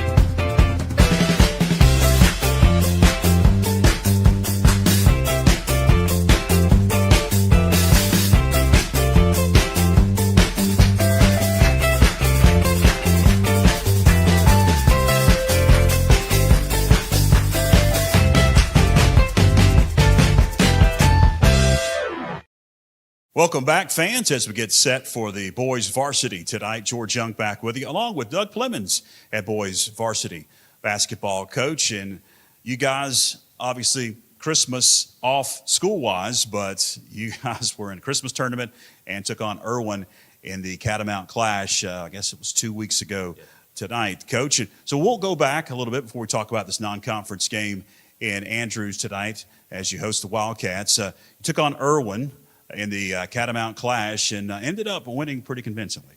We did. We started off slow. I think about a 9-point lead at halftime. Went in, made some adjustments at halftime, and then came back out and played very well in the second half. Good way to make our way into the holidays. We were hoping to be able to go over there and get a win. We've played this our third year that we've played in it, and the 2 previous years we had gotten beat in the clash, and so we were hoping to get this one. That was one of the team's goals, was to win the game at Western. So we were happy with that. And then you headed into the Battle of the States tournament. How many years have you guys competed in that tournament? Golly, I don't know. It goes way back to when I coached before here, in the 90s and in the 2000 era, and then then we kind of started back up when I came back. But it's been several years. I think we actually played in the first one. They've changed the name to it now to Jim Melton, who was the athletic director who passed away suddenly this year, and so we're honoring him with that to be able to go and play in that because he was big. He was big in starting it and also keeping it running. And each year the teams kind of rotate. Georgia, Tennessee, North Carolina. This year you had a South Carolina team, and that's the team that you guys competed in the first game of the tournament. That was Chesney, the Chesney, South Carolina Chesney Eagles. And you guys got down early in that one, Coach, and you tried to get back in it. I believe tied it at 56, but could not make that comeback. You're exactly right. We did get ourselves in a hole there and fought ourselves back. We actually took the lead in the fourth quarter, midway of the fourth quarter.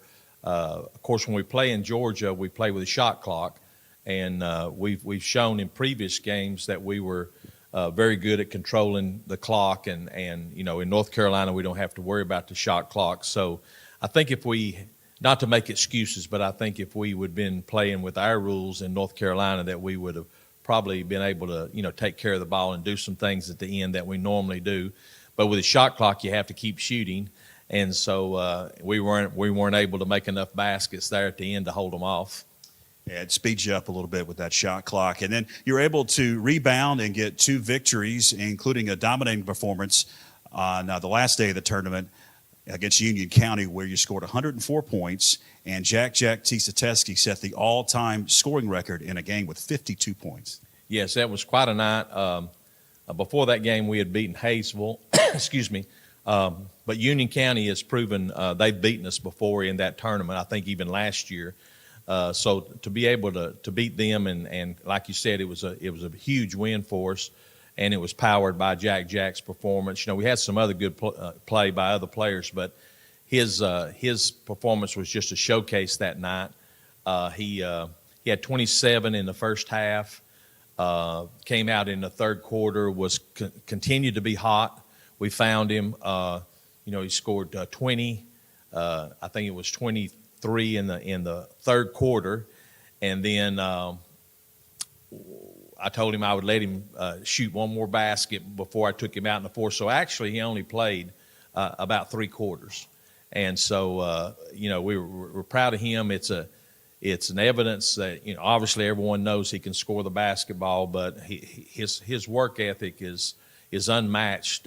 He puts in so much time, not just with us, but when he's in Cherokee, he's working out. His dad works him out. He has a guy that works with him. Of course, his grandpa is a JV coach. He's just surrounded by basketball, and it's kind of just a accumulation of things that he's done up to this point. Which has made him, the outstanding player that he is. Not only did he set with 52 points the scoring record in a game, he also set the three-point record of 12. Tonight it is the Andrews Wildcats, a non-conference game, another non-conference game. You've had 4 in a row now, and then you get back to the conference tomorrow. What do you know about the Wildcats coming into tonight's contest? Well, they played pretty well up to this point. They were struck with sickness right before Christmas and had to move some games around. One of them was our game, which we moved into the middle part of January. But other than that, I know that they traditionally they play a pressing, aggressive type defense. They're very good at controlling the basketball. They've got an outstanding player and a kid named Clark that's basically leading them in every statistical category. So Coach Manley does a great job with them. They buy into his scheme. He's been coaching now for a while over there, and we know it's going to be a tough game, and we'll have to take control, as soon as we can, and hopefully we'll be able to throw some things that we're doing well against them to be able to hold them down. Well, through the holidays, there's a lot of sickness going around. How health-wise is the team coming into tonight's game? Pretty healthy. We ran through some stuff right before Christmas. Lance Parker missed a game over at Pisgah. Will Rowers was sick over the holidays. Jack was sick. Jake Pendergrass. Judah Bradford has been sick. So we've had quite a bit of sickness. Nothing that's luckily we had some days off built in that they were able to lay around and doctor and get back. We had practice last Friday, and everyone was there except for Jake. But everybody else was there and moved around well and seemed to be in good spirits. So hopefully we'll be coming back into the new year with a full team. Well, good luck tonight. Thank you. That's head coach Doug Plemons of the boys varsity. Tip-off is coming up here in just a few moments. Hang with us. Need underbrush cleared? Have a stump that needs grinding? A tree that's become a hazard on your property? Call Carson Tree Service for a free estimate today. Whether it's landscaping or view cuts, he can help. Fully licensed and insured. Call Cheyenne Carson at 828-526-6213. When your land demands the best, you need equipment you can count on. At Kubota Tractors of Franklin, you'll find that quality equipment and the best selection anywhere. Everything from the new Kubota subcompact tractors and the zero-turn mowers, all the way up to heavy construction equipment. Plus, right now, we're offering super low price options and incredible long-term financing on practically all Kubota products in stock.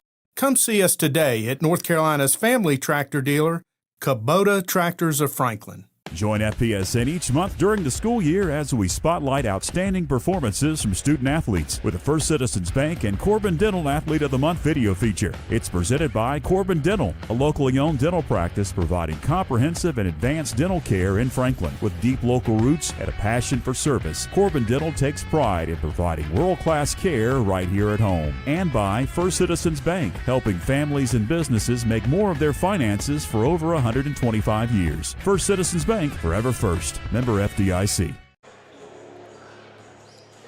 We welcome you back inside of the Panther Den, getting you set for the boys varsity after the overtime thriller that we just saw. We'll see if this one gives us as much excitement.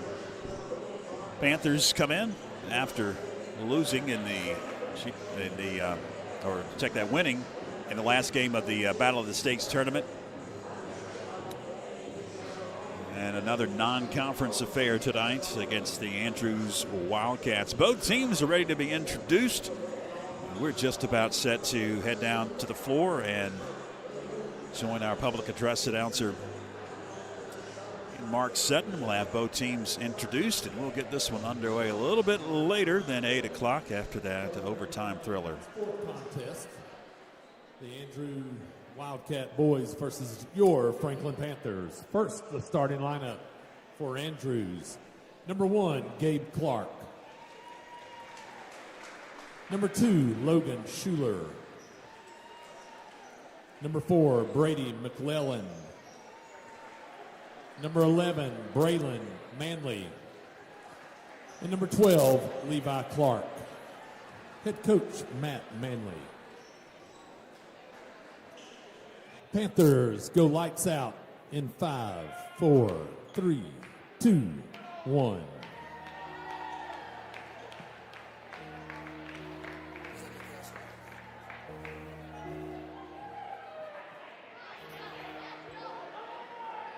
Panther fans, get on your feet for tonight's starting lineup.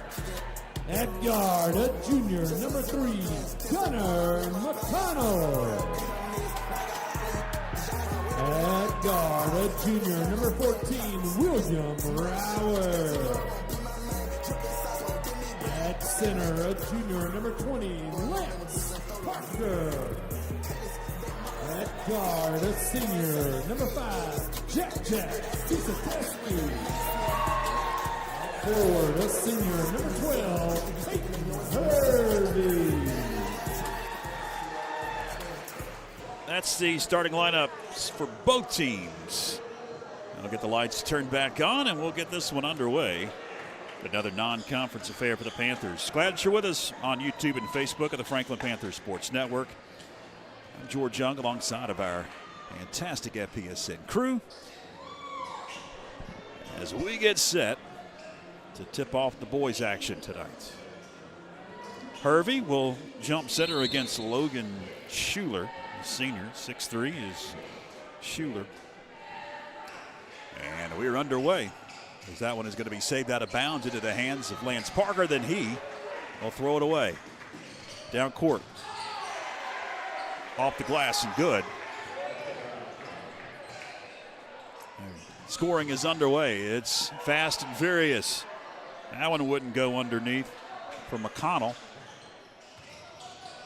Jack has it, spins a pass underneath, and it's going to be up and good for Peyton Hervey. Panthers ratcheting up that pressure.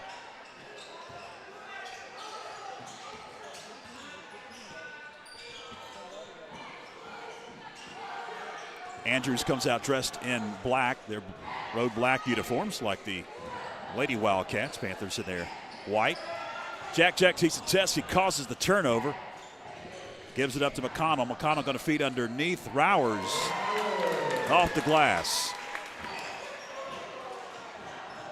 And if you just tuned in, didn't hear the interview with Doug Clemens or haven't been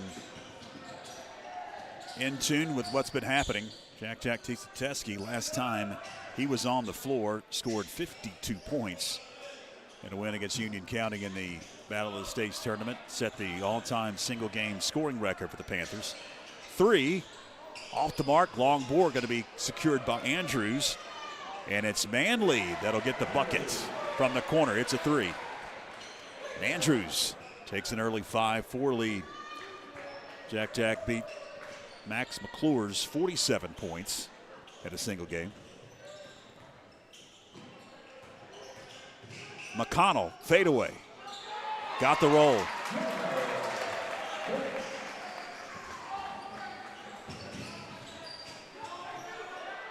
And a turnover. And we've got a foul in the backcourt. A frustration foul. Tisotescu got to pick up the foul.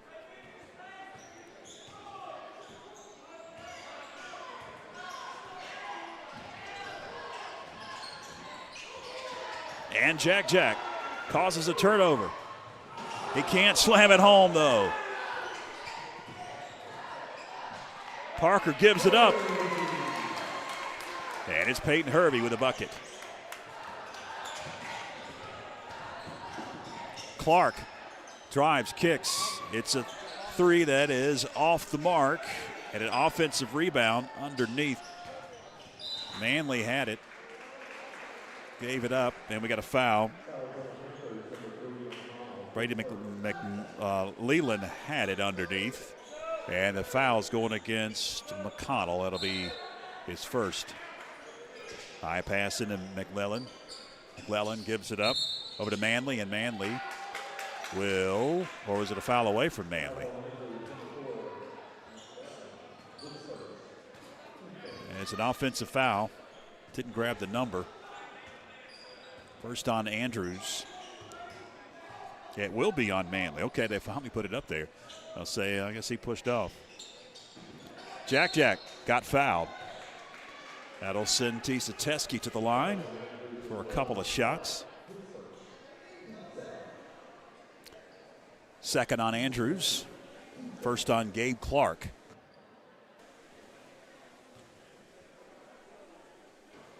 Teske will hit the first. And he'll get one more for the charity stripe. And one of the most surprising things about the game where Jack scored 52 points, he sat for a good portion of the fourth quarter. Who knows how many more points he could have gotten. Corner three by Manley off the mark. Panthers race out. Teske a two. In and out. Clark from the corner. Got it. Gabe Clark, the junior, hits the tray. 10-8 Panther advantage. Hervey gives it up. Lance Parker can't get it to go.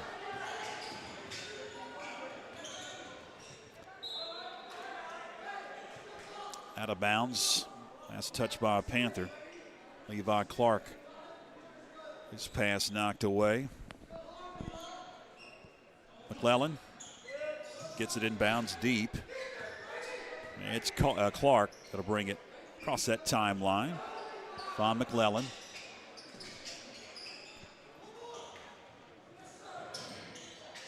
A three that is well off the mark from the corner.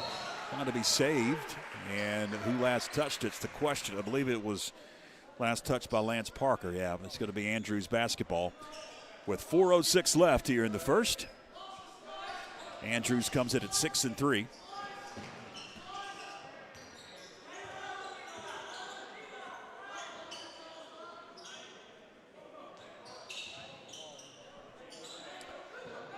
McClellan will find Clark. Clark going to be double teamed. High pass. Back over to McClellan. Now Levi Clark going to drive in. Off balance shot, can't get it to go. Panthers going to turn it over again. That's a two. It's off the mark. Jack Teske now. I'll slow it down, give it into the front court. That one wouldn't go for Hervey. Or was that Parker? I believe it was Parker that shot that one. Hervey grabbed the board. Jack Teske able to fight, grab the loose ball, and we got a traveling violation now on Gunnar McConnell.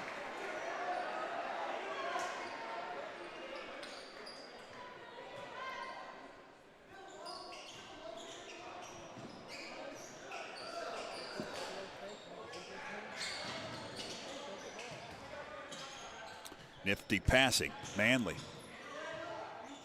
He drove in. Now it's going to be another turnover. Schuler had it briefly. Took that. Clark had it briefly. Off the glass. Good. Jack Teske.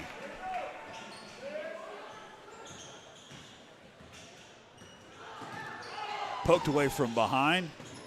Intercepted into the hands of McClellan. Goes up. Can't get it. Loose ball, Clark kicks it. Three, up and good. That's Gabe Clark, and it's just a 1-point Panther lead.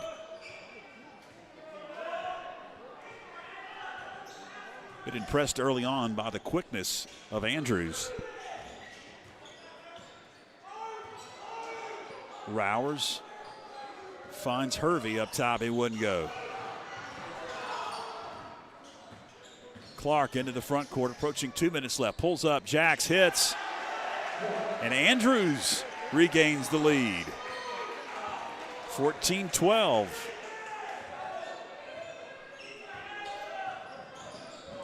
McConnell finds Jack Tisateski, driving, kicking.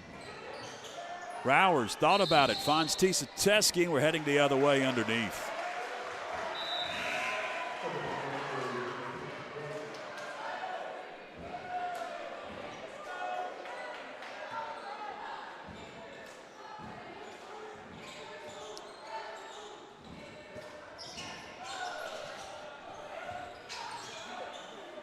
Another three.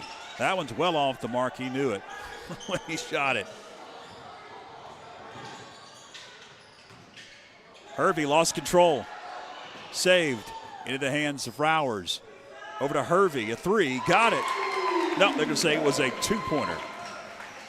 Peyton Hervey with the J to tie it at 14. Clark slows it down for Andrews. 70 seconds left in the first. Now going to be double-teamed. Finds Schuler. Schuler backs it out. Over to Clark again. Clark harassed. And we got a traveling violation. That'll be a turnover on Levi Clark. 54.2 seconds left. Got some subs coming in for Coach Plemons. Looks like checking in for the first time is Attic Sutton. And Stalkup has checked in for Andrews. Tucker Stalkup. A three off the mark.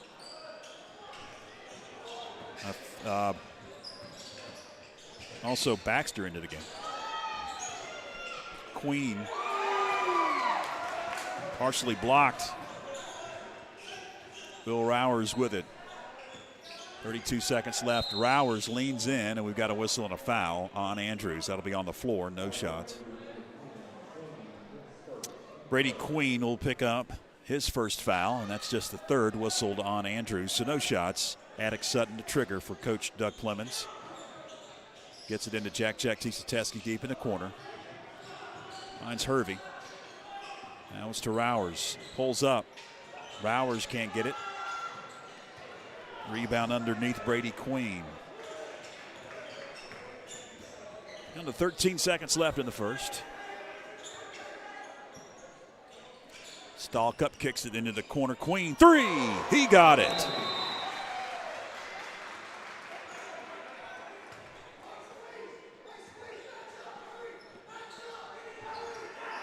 (17-14).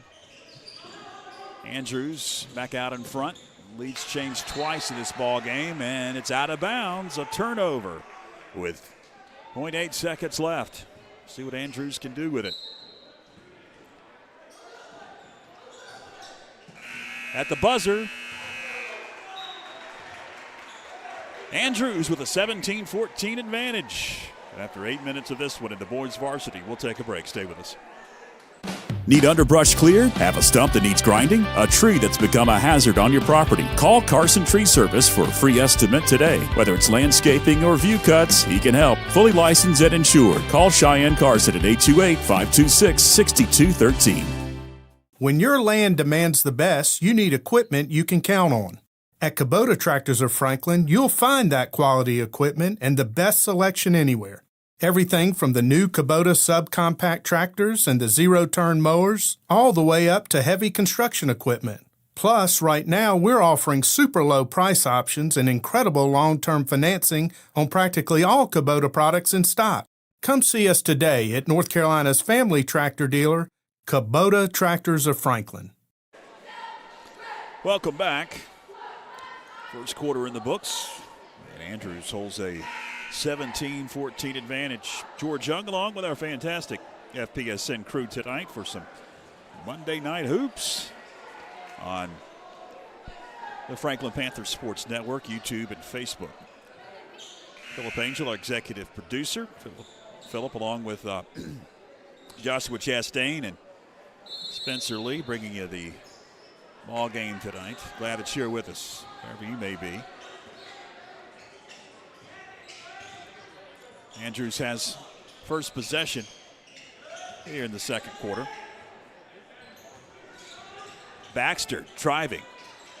Wouldn't go. Got his own rebound, able to find Queen in the corner.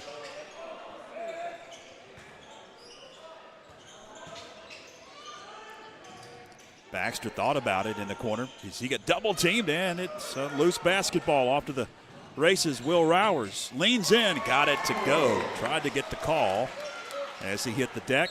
Rowers, did he cause the foul or did he get fouled is the question. He's going to get the foul called against him.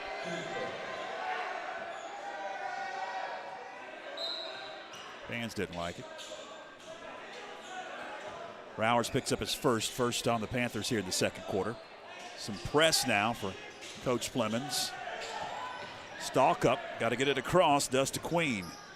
He's going to find Manley in the corner. He gets double teamed. It's poked away. Back now to Manley. Braylon Manley. And it briefly. He'll give it up. It's Clark now. Clark going to attempt. Rowers to the hole. Got bumped. Hit the deck. No call. Got the bucket to go. Panthers up by a point at 18-17. Clark gives it up into the corner. It's Manley three. Off the mark. Long board. Tisateski. Jack. Not as hot as he was on Tuesday of last week when he scored 52 points. Aiden Hervey with a bucket. Panthers now up 3. Subs coming in next dead ball for both teams. Clark double teamed. High pass, it's Queen. Fans wanted a traveling violation. Stalkup going to attempt. He can't hit. Rebound, Will Rowers. Got a feed up court. Hervey to Jack Tisateski. Corner three, up and good. We've got a whistle and a timeout by Andrews. Going to be a 30-second timeout. They want to talk things over. They'll have a new lineup when they come off the bench, as they had 3 Wildcats ready to come in. The next dead ball. One thing we haven't taken a look at is the results in the schedule upcoming for the boys varsity. There's your schedule. 104-70 in that game. 104 points for the Panthers. 52 came from Jack Tisateski. Lost to Chesney. Got down early in that ball game. The Chesney Eagles. And ended up losing 79-70. Only the second loss for the Panthers here in the 25-26 campaign. Andrews has possession out of the timeout.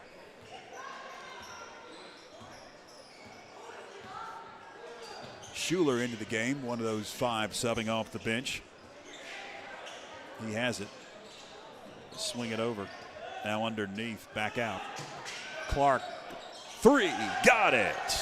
Gabe Clark nails the 3, and it cuts into that Panther lead. 23-20. It's Jack Tisateski now with 5:15 to go in the second.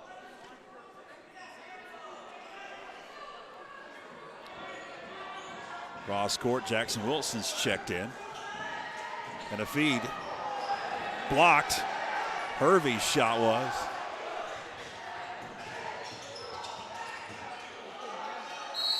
Fight for it.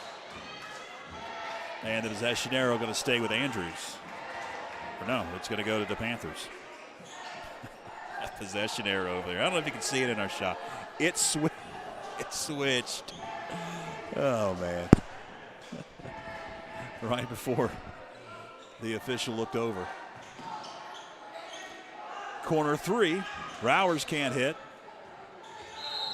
And we've got a whistle on the rebound. And a foul on Franklin. Peyton Hervey going to pick up the foul. That'll be his first, team second.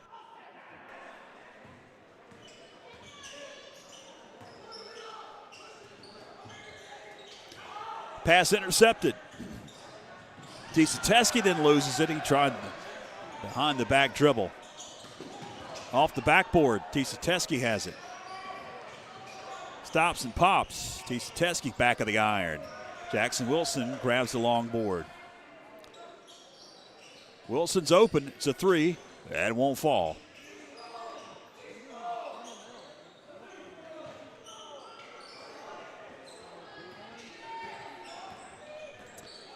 Clark across that timeline. The Wildcats dressed in their black tonight. We've got a whistle and a foul. So Lance Parker going to pick up the foul. That'll be his first, team's third. Let's see exactly what transpired. Gunnar McConnell going to check in as Peyton Hervey takes a seat.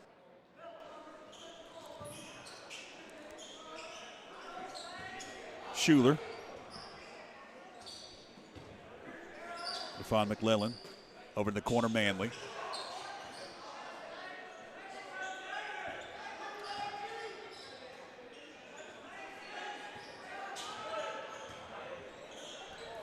Just inside the arc. Couldn't get the roll.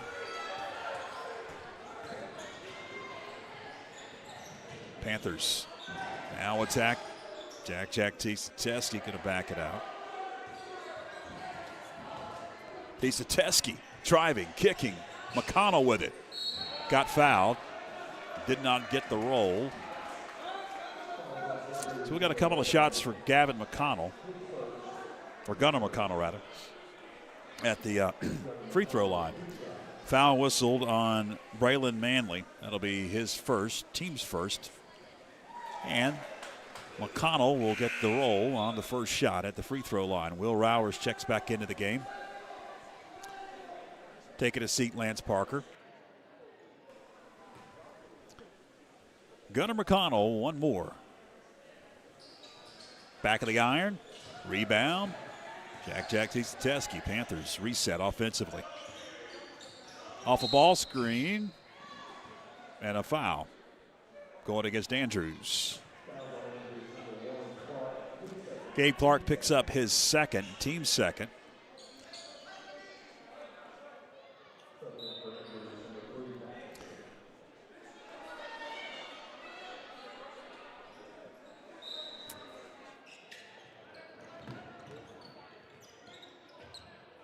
Tisateski gives it up to Sutton into the corner, back. It's McConnell. Dribbles out of that corner and gets the J. McConnell gives the Panthers a 26-20 lead. Causes another turnover, but I believe they're going to say it was off of McConnell as he went out of bounds. Yep. Stays with Andrews. Been a nip and tuck ball game, similar to the girls varsity. Both teams very scrappy. Quick. Schuler lost it. Look at Schuler. I don't know if it went off of his leg, where he was trying to get a pass into the corner. If you just joined us, Lady Panthers and the Lady Wildcats went to overtime. And it was the Andrews Lady Wildcats that got the victory. Jackson Wilson deep three wouldn't go. Threes aren't falling for the Panthers. Schuler into the corner, Manley. Pass going to be intercepted by Jackson Wilson. Up court to Tisateski, going to feed Will Rowers. He can't get it to go. McConnell there for the rebound, and his shot won't go. Manley open three. In and out. We're heading the other way. That's an offensive foul on Brayley McLeland. That'll be the second on McLellan.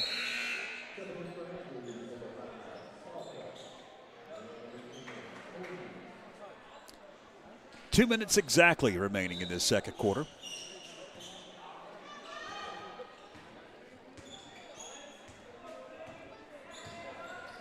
Jack.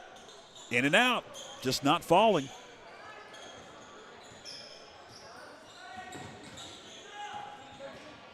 Clark, Levi Clark, will find Queen.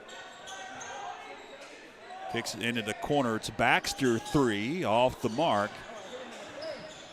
Poked around, and eventually the Panthers will come out with it. It's Tisateski. High pass. Will Rowers able to secure it. He is double teamed in the corner, then fires it off of Andrews Wildcat. And the Panthers will have possession in that corner with 1:23 left in the second. McConnell driving, pulling up. Gunnar McConnell with the J at the free throw line.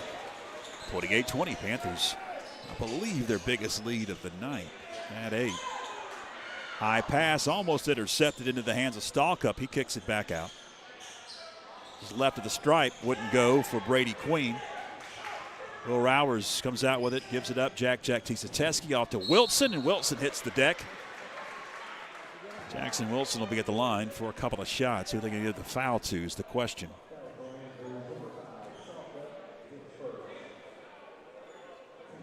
Going against Tucker Stalkup is first. Wilson for a couple.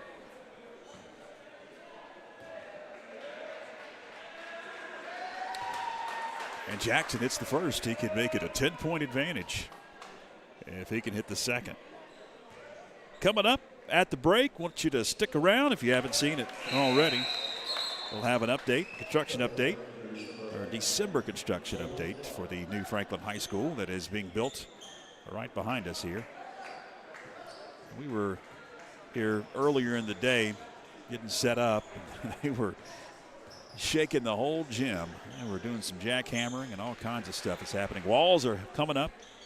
Giant crane saved out of bounds. Andrews, nifty passing. 3 up and good for Gabe Clark.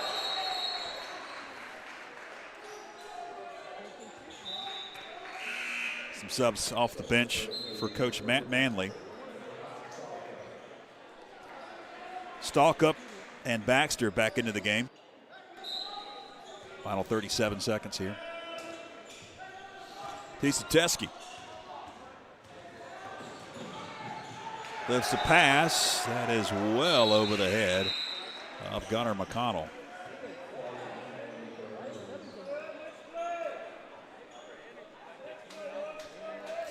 .30 seconds remaining.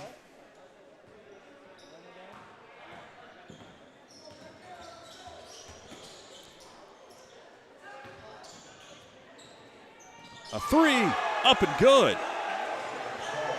Levi Clark, don't sleep on him. 4-point edge. Tisateski driving, kicking. Jackson Wilson from the corner. And a turnover and a whistle.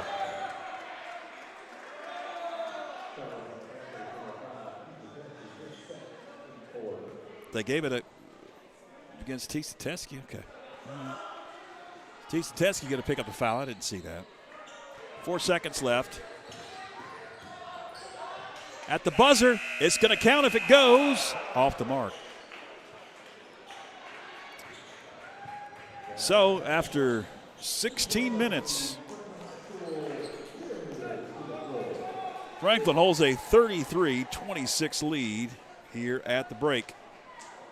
As you see, the cheerleaders are going to be entertaining us here between the quarters. Hang with us. Take a tour of the construction site with Tracy Tallett in just a few moments. Stay with us.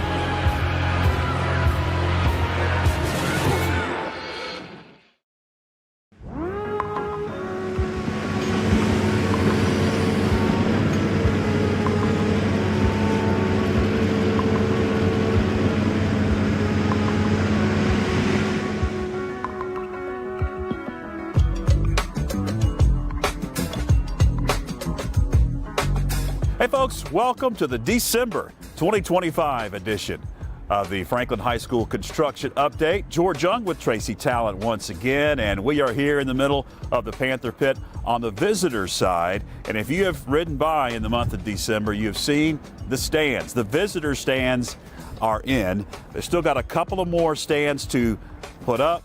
We've got some concrete that's being poured today when we're on site, but this is an exciting time, Tracy. It is exciting. It's good to see these stands going in. This was a milestone, you know, people starting to see some progress taking place just right off the roadside. And these stands, I'm impressed by how far they go up. You've got plenty of room here. We were talking about this before we started. A lot of room here for cheerleaders, a lot of room for the track over here. It's a lot more room than we had before. Lots more room. We were just excited about the whole plaza area, and we were talking about that this week at the board meeting, about a lot of different places around the whole stadium, up top and then down below here, to congregate and to have those things that people enjoy, stand around and talk. Yeah, and the weather has been a challenge. We've had a lot of dreary days, some rain, some fog, but it really hasn't stopped these guys. No, they're still working. As yesterday, Thursday, it was raining, which set them behind a little bit on some things, but like this morning, they were back pouring concrete and back to laying block and laying brick and doing some things. The little wind is stopping the crane work, and we'll see the crane a little bit later, but it's the wind and things slows that down a little bit. Weather is always a challenge when it's construction, and as big of a construction site as this is, it is a big challenge. You've been pouring concrete, middle of the night it seems, all hours of the day you're pouring concrete. Talking about that crane, that is a huge crane, about 400 feet it looks like, and that's to bring in steel and to bring in beams, correct? Yes, and we'll see that if we go up on the yard here after a while. They're got all the steel laid there for the slab on deck, and you can see as we look around to the Fine Arts Center here, you can see some of the roof trusses going in and things like that. So they've got all that steel laying there ready to erect, and already been working on it. So they're putting the bolts and the footers in for the bridge that goes to the second floor of the main building too. All right, we're going to take a tour once again, so let's go.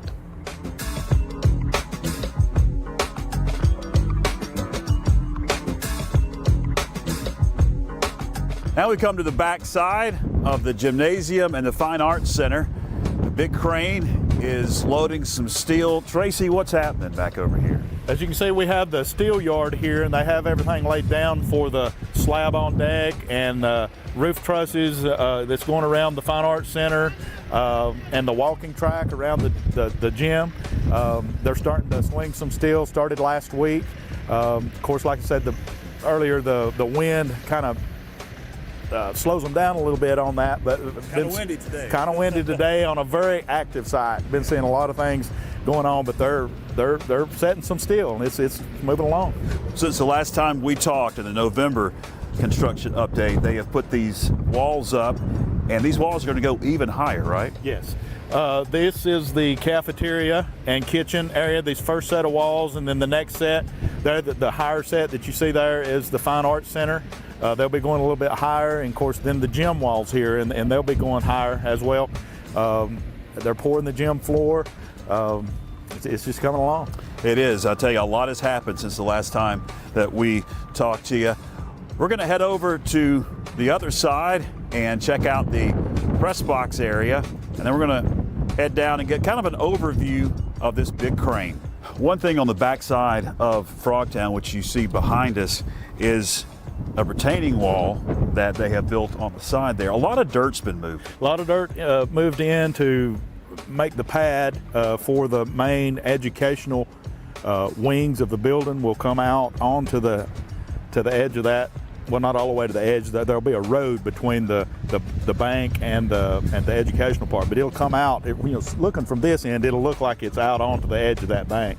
But they put in the retaining wall going up Phillips Street, Frogtown area, and your road will come out pretty close to that. And we'll have some buildings actually setting out there too. The greenhouse for the ag department, and some storage areas for the welding and carpentry shops.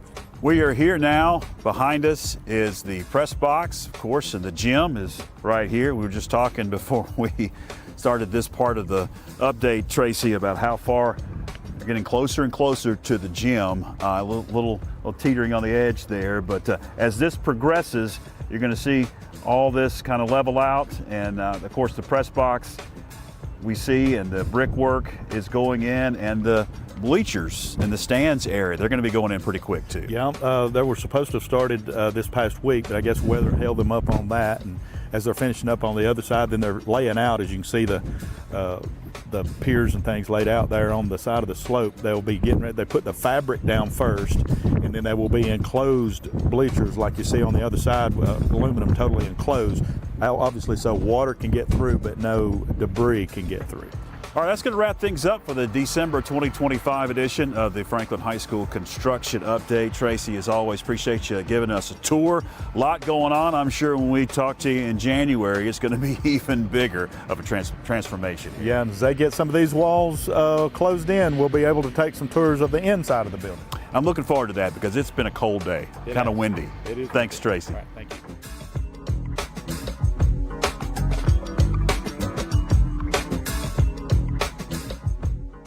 When your land demands the best, you need equipment you can count on. At Kubota Tractors of Franklin, you'll find that quality equipment and the best selection anywhere. Everything from the new Kubota subcompact tractors and the zero-turn mowers, all the way up to heavy construction equipment. Plus, right now, we're offering super low price options and incredible long-term financing on practically all Kubota products in stock. Come see us today at North Carolina's family tractor dealer, Kubota Tractors of Franklin. Need underbrush cleared? Have a stump that needs grinding? A tree that's become a hazard on your property? Call Carson Tree Service for a free estimate today. Whether it's landscaping or view cuts, he can help. Fully licensed and insured. Call Cheyenne Carson at 828-526-6213.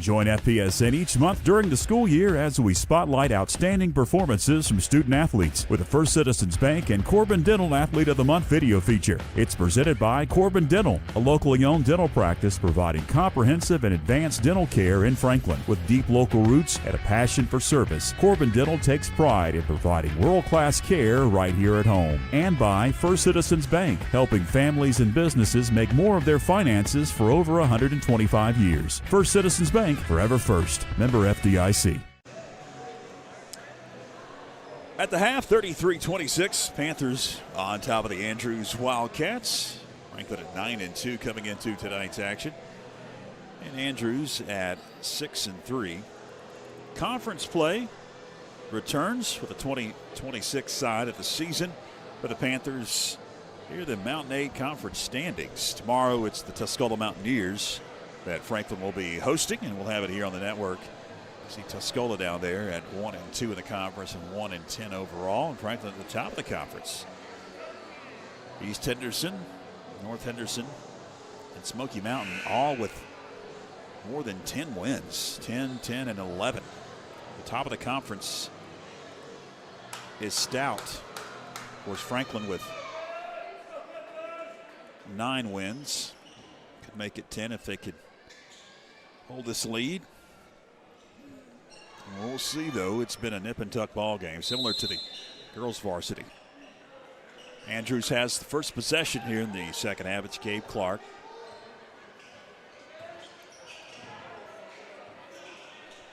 He'll swing it over to McClellan. Back to Clark. Clark fires one up. He wanted some contact, didn't get it. Hervey feeds into the paint, cutting Lance Parker to the hole off the glass. Lance Parker with the deuce, and it gives the Panthers a 9-point lead. I believe that's their biggest of the night. They had an 8-point lead at one point back in the first half.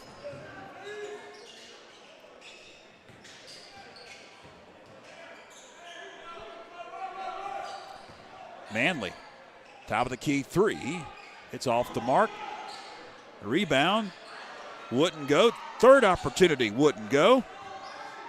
And coming out with it, it's Will Rowers. Rowers coast to coast off the glass. Will Rowers gives the Panthers a double-digit lead for the first time at 37-26.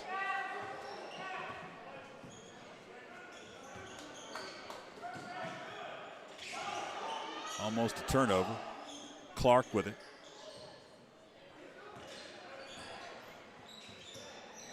Gabe Clark has it. Levi Clark gave it up to him. He's going to feed underneath. It's a nifty pass, wouldn't go, but the follow is up and good by McClellan. Teske calls out the offense. Swings it over. Peyton Hervey. Hervey now. It's into the hands of Gunnar McConnell, and he's got the hot hand. Gunnar McConnell with a deuce, and it's 39-28. Back to an 11-point advantage for the Panthers. McClellan up top over to Clark.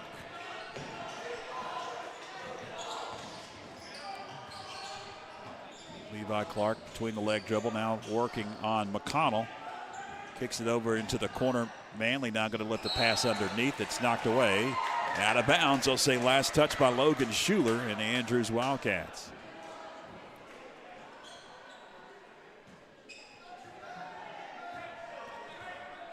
Jack Teske. He's been quiet tonight.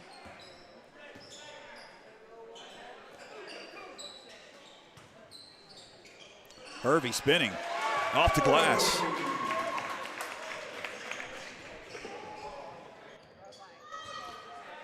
Definitely some discussion in the locker room about posting up to the hole. Wouldn't go for McClellan. Panthers going to race out with it. It's Will Rowers being aggressive. And we've got a charging violation on Will Rowers. Offensive foul. As I talk about being aggressive. But you've seen the Panthers go underneath in the post and get some guys cutting to the hole. Able to get some buckets here and extend that lead to double digits at 41-28. Their biggest lead so far in this ball game. Almost a turnover. Manley, three off the mark. And Manley not hitting threes. Saw him hit a lot. Fast break, Will Rowers. Couldn't get it to go. In fact, it was blocked. He was wanting some contact. We'll go to the Andrews Wildcats. Clark brings it up. Centered jump circle. Under 4.5 left here in the third. Clark, nifty. Can't get it to go. Rebound Queen. Now he's going to get his pocket pick. Gunnar McConnell comes out with it. Kicks it over. Jack Teske in and out.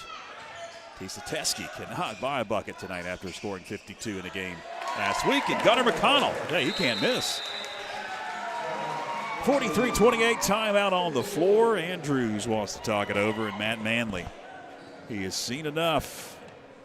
He wants to discuss. He didn't talk enough in that first half about the upcoming schedule.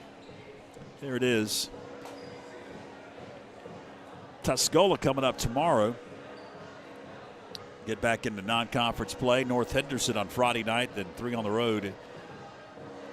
North, Smoky, and West. Conference standings look like this. Even Pisgah, that the Panthers defeated Friday before Christmas. They have 8 wins. The top of the conference is stout this year.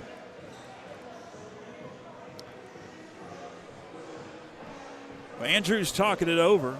Panthers definitely have come out of the gate like Coach Doug Clemens wanted in the locker room and went on a little bit of a spurt to extend that lead. Andrews searching for answers. That's why Coach Matt Manley called that timeout to rally his boys.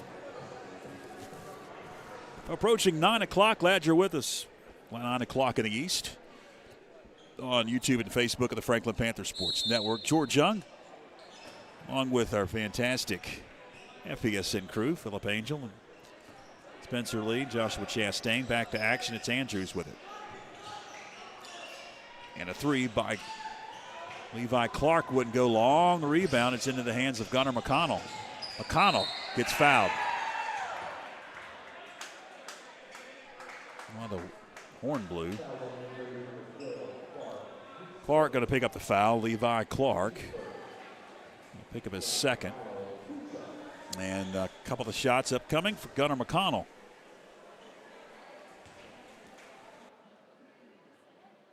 And the first one up and good. He'll get one more. Got more basketball for you tomorrow night. Make plans to join us. And the second shot is up and good for Gunnar McConnell.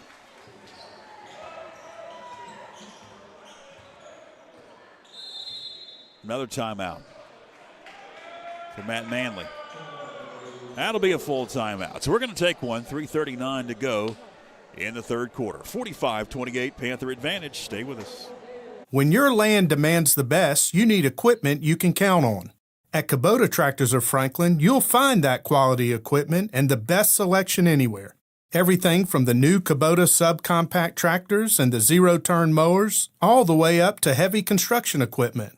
Plus, right now, we're offering super low price options and incredible long-term financing on practically all Kubota products in stock.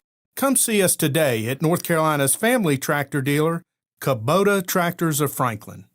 Need underbrush cleared? Have a stump that needs grinding? A tree that's become a hazard on your property? Call Carson Tree Service for a free estimate today. Whether it's landscaping or view cuts, he can help. Fully licensed and insured. Call Cheyenne Carson at 828-526-6213.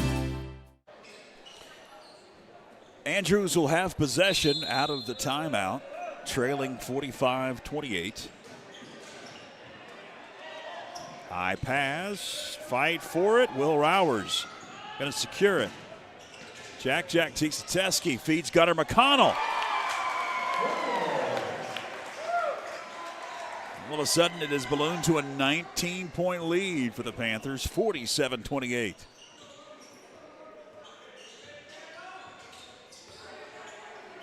Just joined us. This one was a nip and tuck game in that first half. Really out of the gate, Panthers have put their pedal on the gas and extended the lead, and Andrews not shooting well.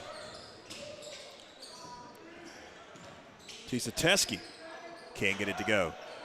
Rebound, secured Lance Parker. He goes up, gets fouled. 2 shots upcoming for Lance Parker.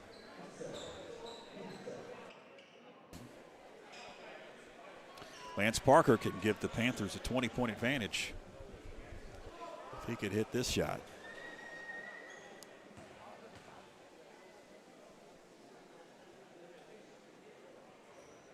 And he can't.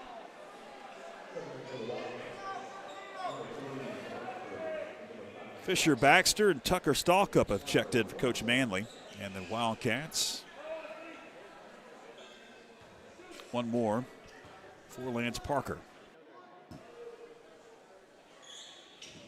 It's short.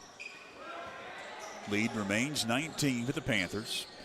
Gabe Clark runs a point. Gonna kick it over to Queen. Queen back Clark. Now into Queen in the paint. He gets fouled. Couple of shots for Brady Queen. Upcoming. Who's that one going against? It's McConnell. That'll pick up the foul. That's the second on Franklin. Second on McConnell.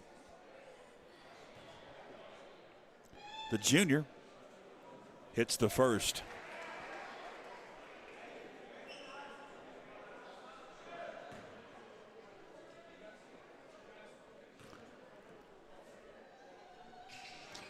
And the second rims out. Fight for it. Lose it off. It was off of a Wildcat.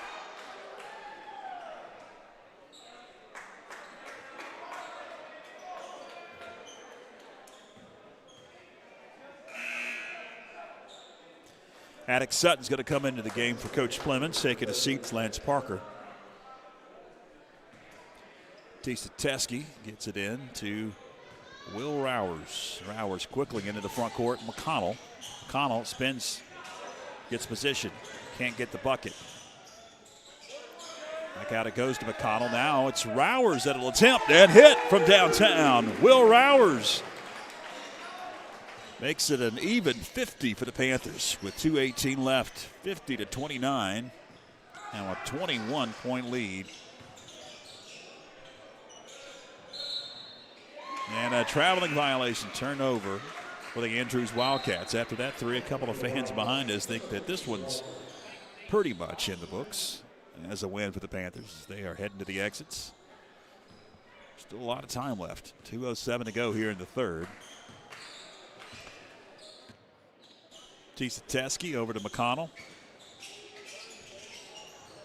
Peyton Hervey.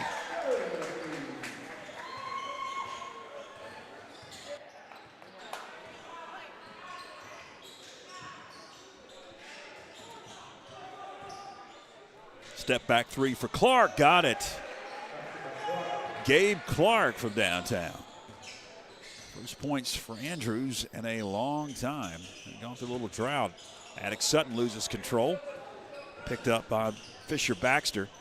Now some issues. Queen going to have it stolen away. Now we got bodies everywhere. And what? A jump ball, yep. And the possession arrows to the Panthers.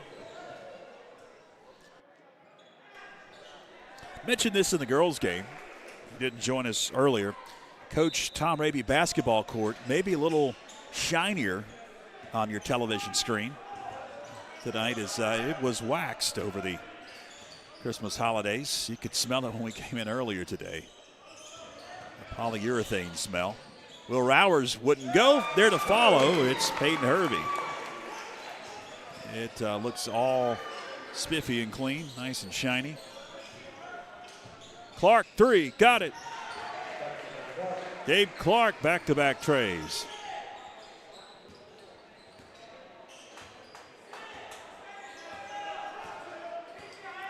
Teskey could have dribbled it out. Drains the clock down to 45 seconds left. Rowers kicking. Sutton. Back out to Rowers. He's going to attempt. Can't hit. McConnell grabs the board. Finds Teskey. Teskey going to dish. Sutton off the glass. Attic Sutton first points of the night. 19 seconds left.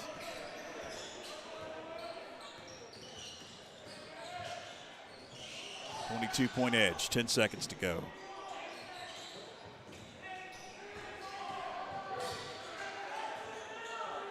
Down to 2 seconds. At the buzzer. Almost got it. 3 quarters in the books, and it's been all Panthers in this second half. We'll take a break. Fourth and final quarter coming up right after this.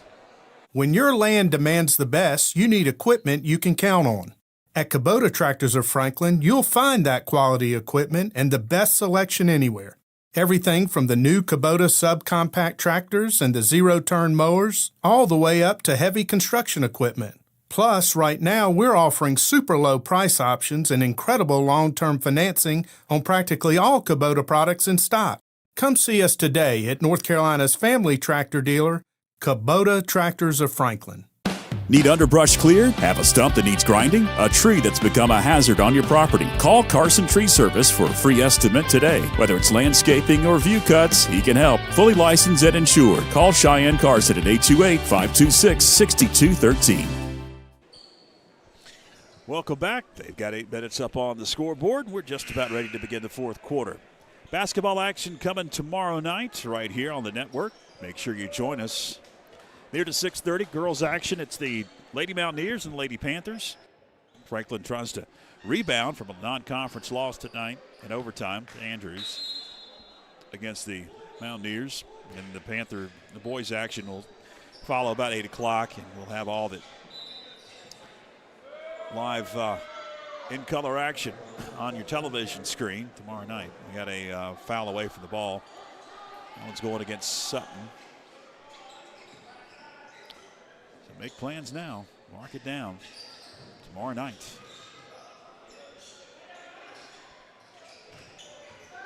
Levi Clark bounces a pass over to Gabe Clark. He's going to find Manley, and he travels.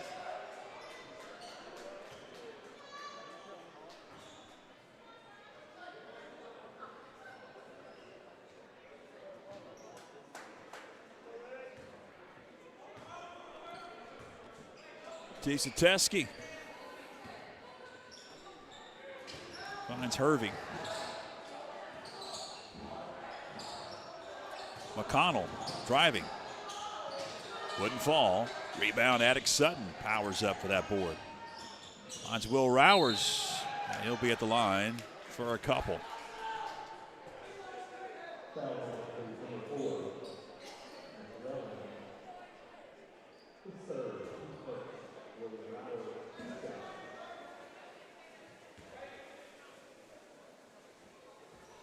First shot is up and good for Rowers. He'll get one more.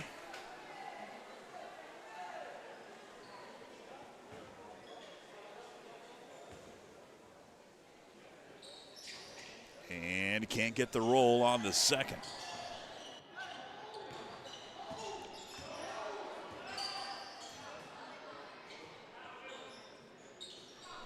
So it's a 23-point lead for the Panthers. Approaching 7 minutes left, and a turnover. Teske, watch out from behind. He gets his pocket picked.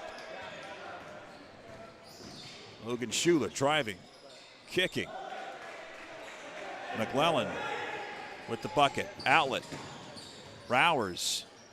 Got it. Will Rowers spinning and shooting. 60-37. Back to a 23-point edge. 6:40 left.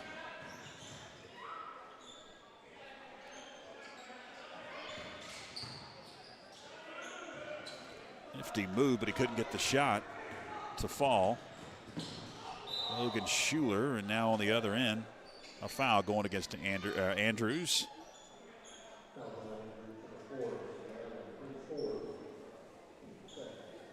Going against Brady McClellan, and was he in the act? Yeah, I guess so. Just a second on Andrews. Jack Teske at the line, and he hits the first.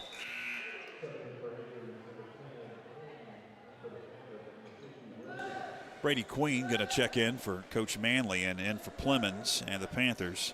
Jackson Wilson.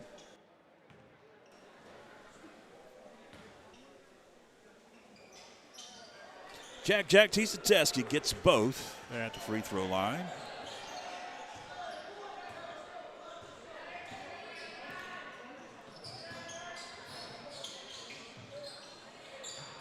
Trouble. And Franklin comes out with it. Attic Sutton gives it up. McConnell, jump step, wouldn't go. And out of bounds off of McConnell. He gotten hurt too. He's all right. 6 minutes left in the fourth.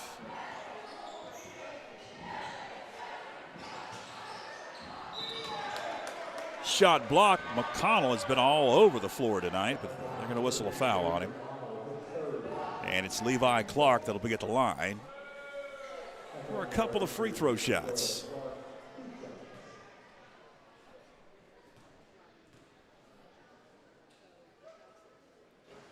Can't get the first.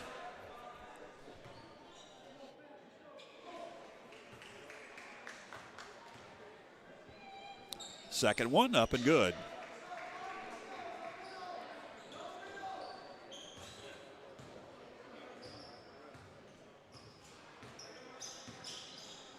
Teske. Got to give it up. Finds Will Rowers. He's going to drive in, get the bucket, and the foul.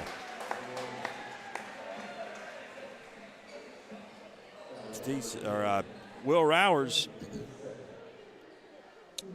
try for the old-fashioned three-point play.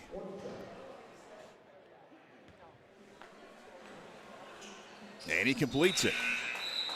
65-38.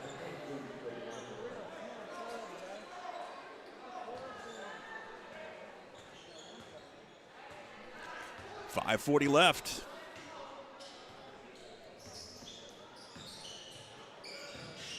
Clark lost control.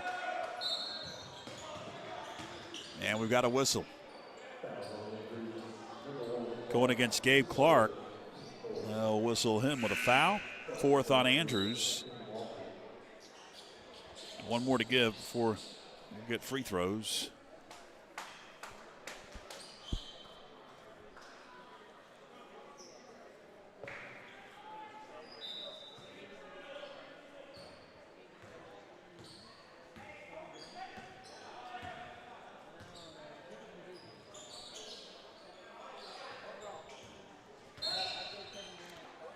Another foul. Now we'll have some shots. Going against Levi Clark for the Andrews Wildcats. The freshman picks up his second. 2 shots of Will Rowers now with 5:18 left in the 4th.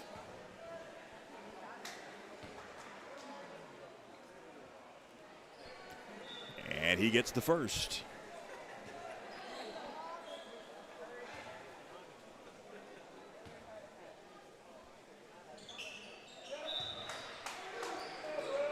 .9 lead now for the Panthers, 67-38.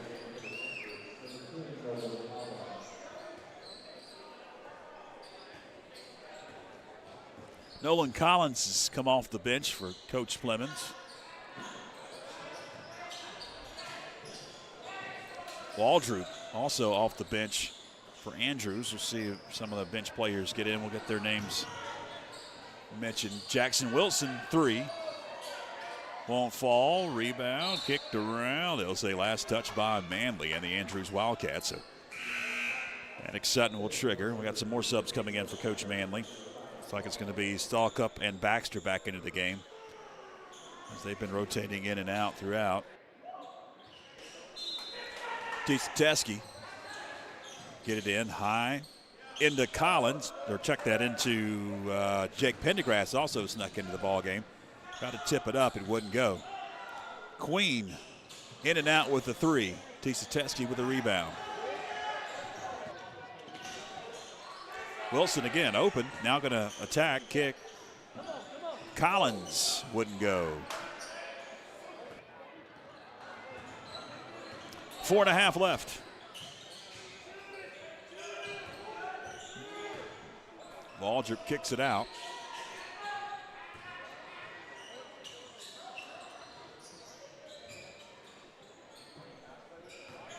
Clark. Collins with the rebound. Finds Sutton now. He's got some trouble. And it's a turnover. Baxter off the glass. Fisher Baxter, the junior, gets the bucket to go. Under 4 minutes left here in the 4th quarter. Glad that you have stuck with us. Deep 3 for Jake Pendergrass. And it wouldn't go. David Bennett is checked in for Plemons. Also, another guy who snuck in there, Bennett.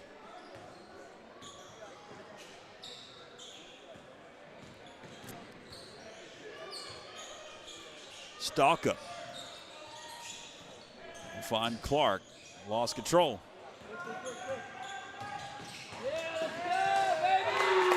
Bennett. The feed from Teskey.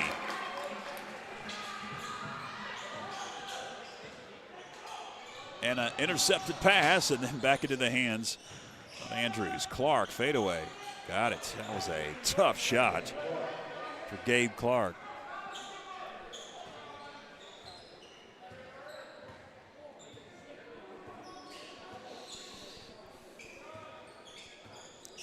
Jackson Wilson slowing it down. We'll find Collins, drove in briefly. Now Wilson thought about it. Now going to attack the hole. Got it. Had a little touch foul on Teskey. He's going to take a seat.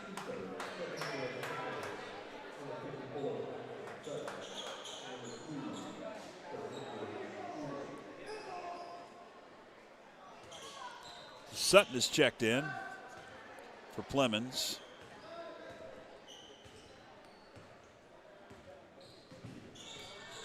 Paxton Sutton, that is. He's going to intercept the pass. He's open. Three, going to be short. Saved into the hands of Andrews. Nolan Collins saved it down court. That one wouldn't fall. Jackson Wilson to Collins. A couple of shots at the line now for Collins. 2:07 left in the fourth, 71-42.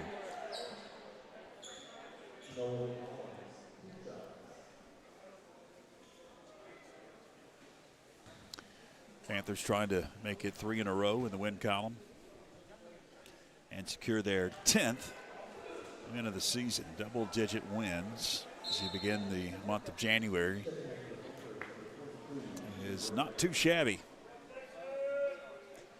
Wilson going to take a seat, and Judah Bradford has come into the game.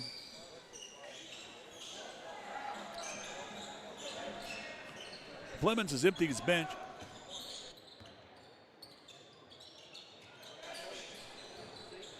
Schuler lifts the pass, and we got a whistle and a foul.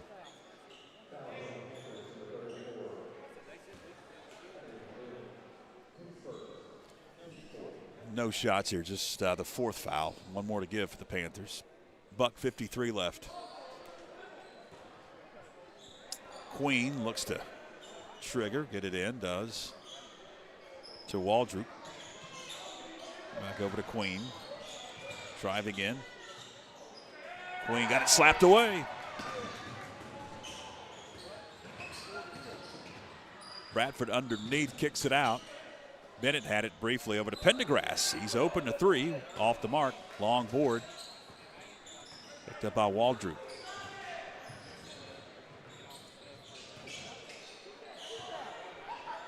Baxter, three, wouldn't go. Bennett with the board. Minute 15 left. Panthers going to be cruising to their 10th victory of the season. Second to final non-conference affair. They'll play Andrews at Andrews coming up on the 21st of January. A deep three, got it. David Bennett. Had to move that game from back in December, some sickness in Andrews. A lot of the teams were sick, and they had to move the ball game. They'll play one more non-conference game. Then it's, after that, all conference affairs through the end of the year. So you get into state playoffs. Corner three, got it. That's Tucker Stalkup.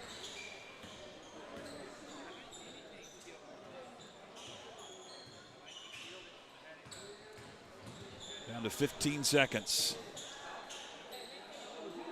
Bradford three from the corner, no. Board by Baxter. And they do it.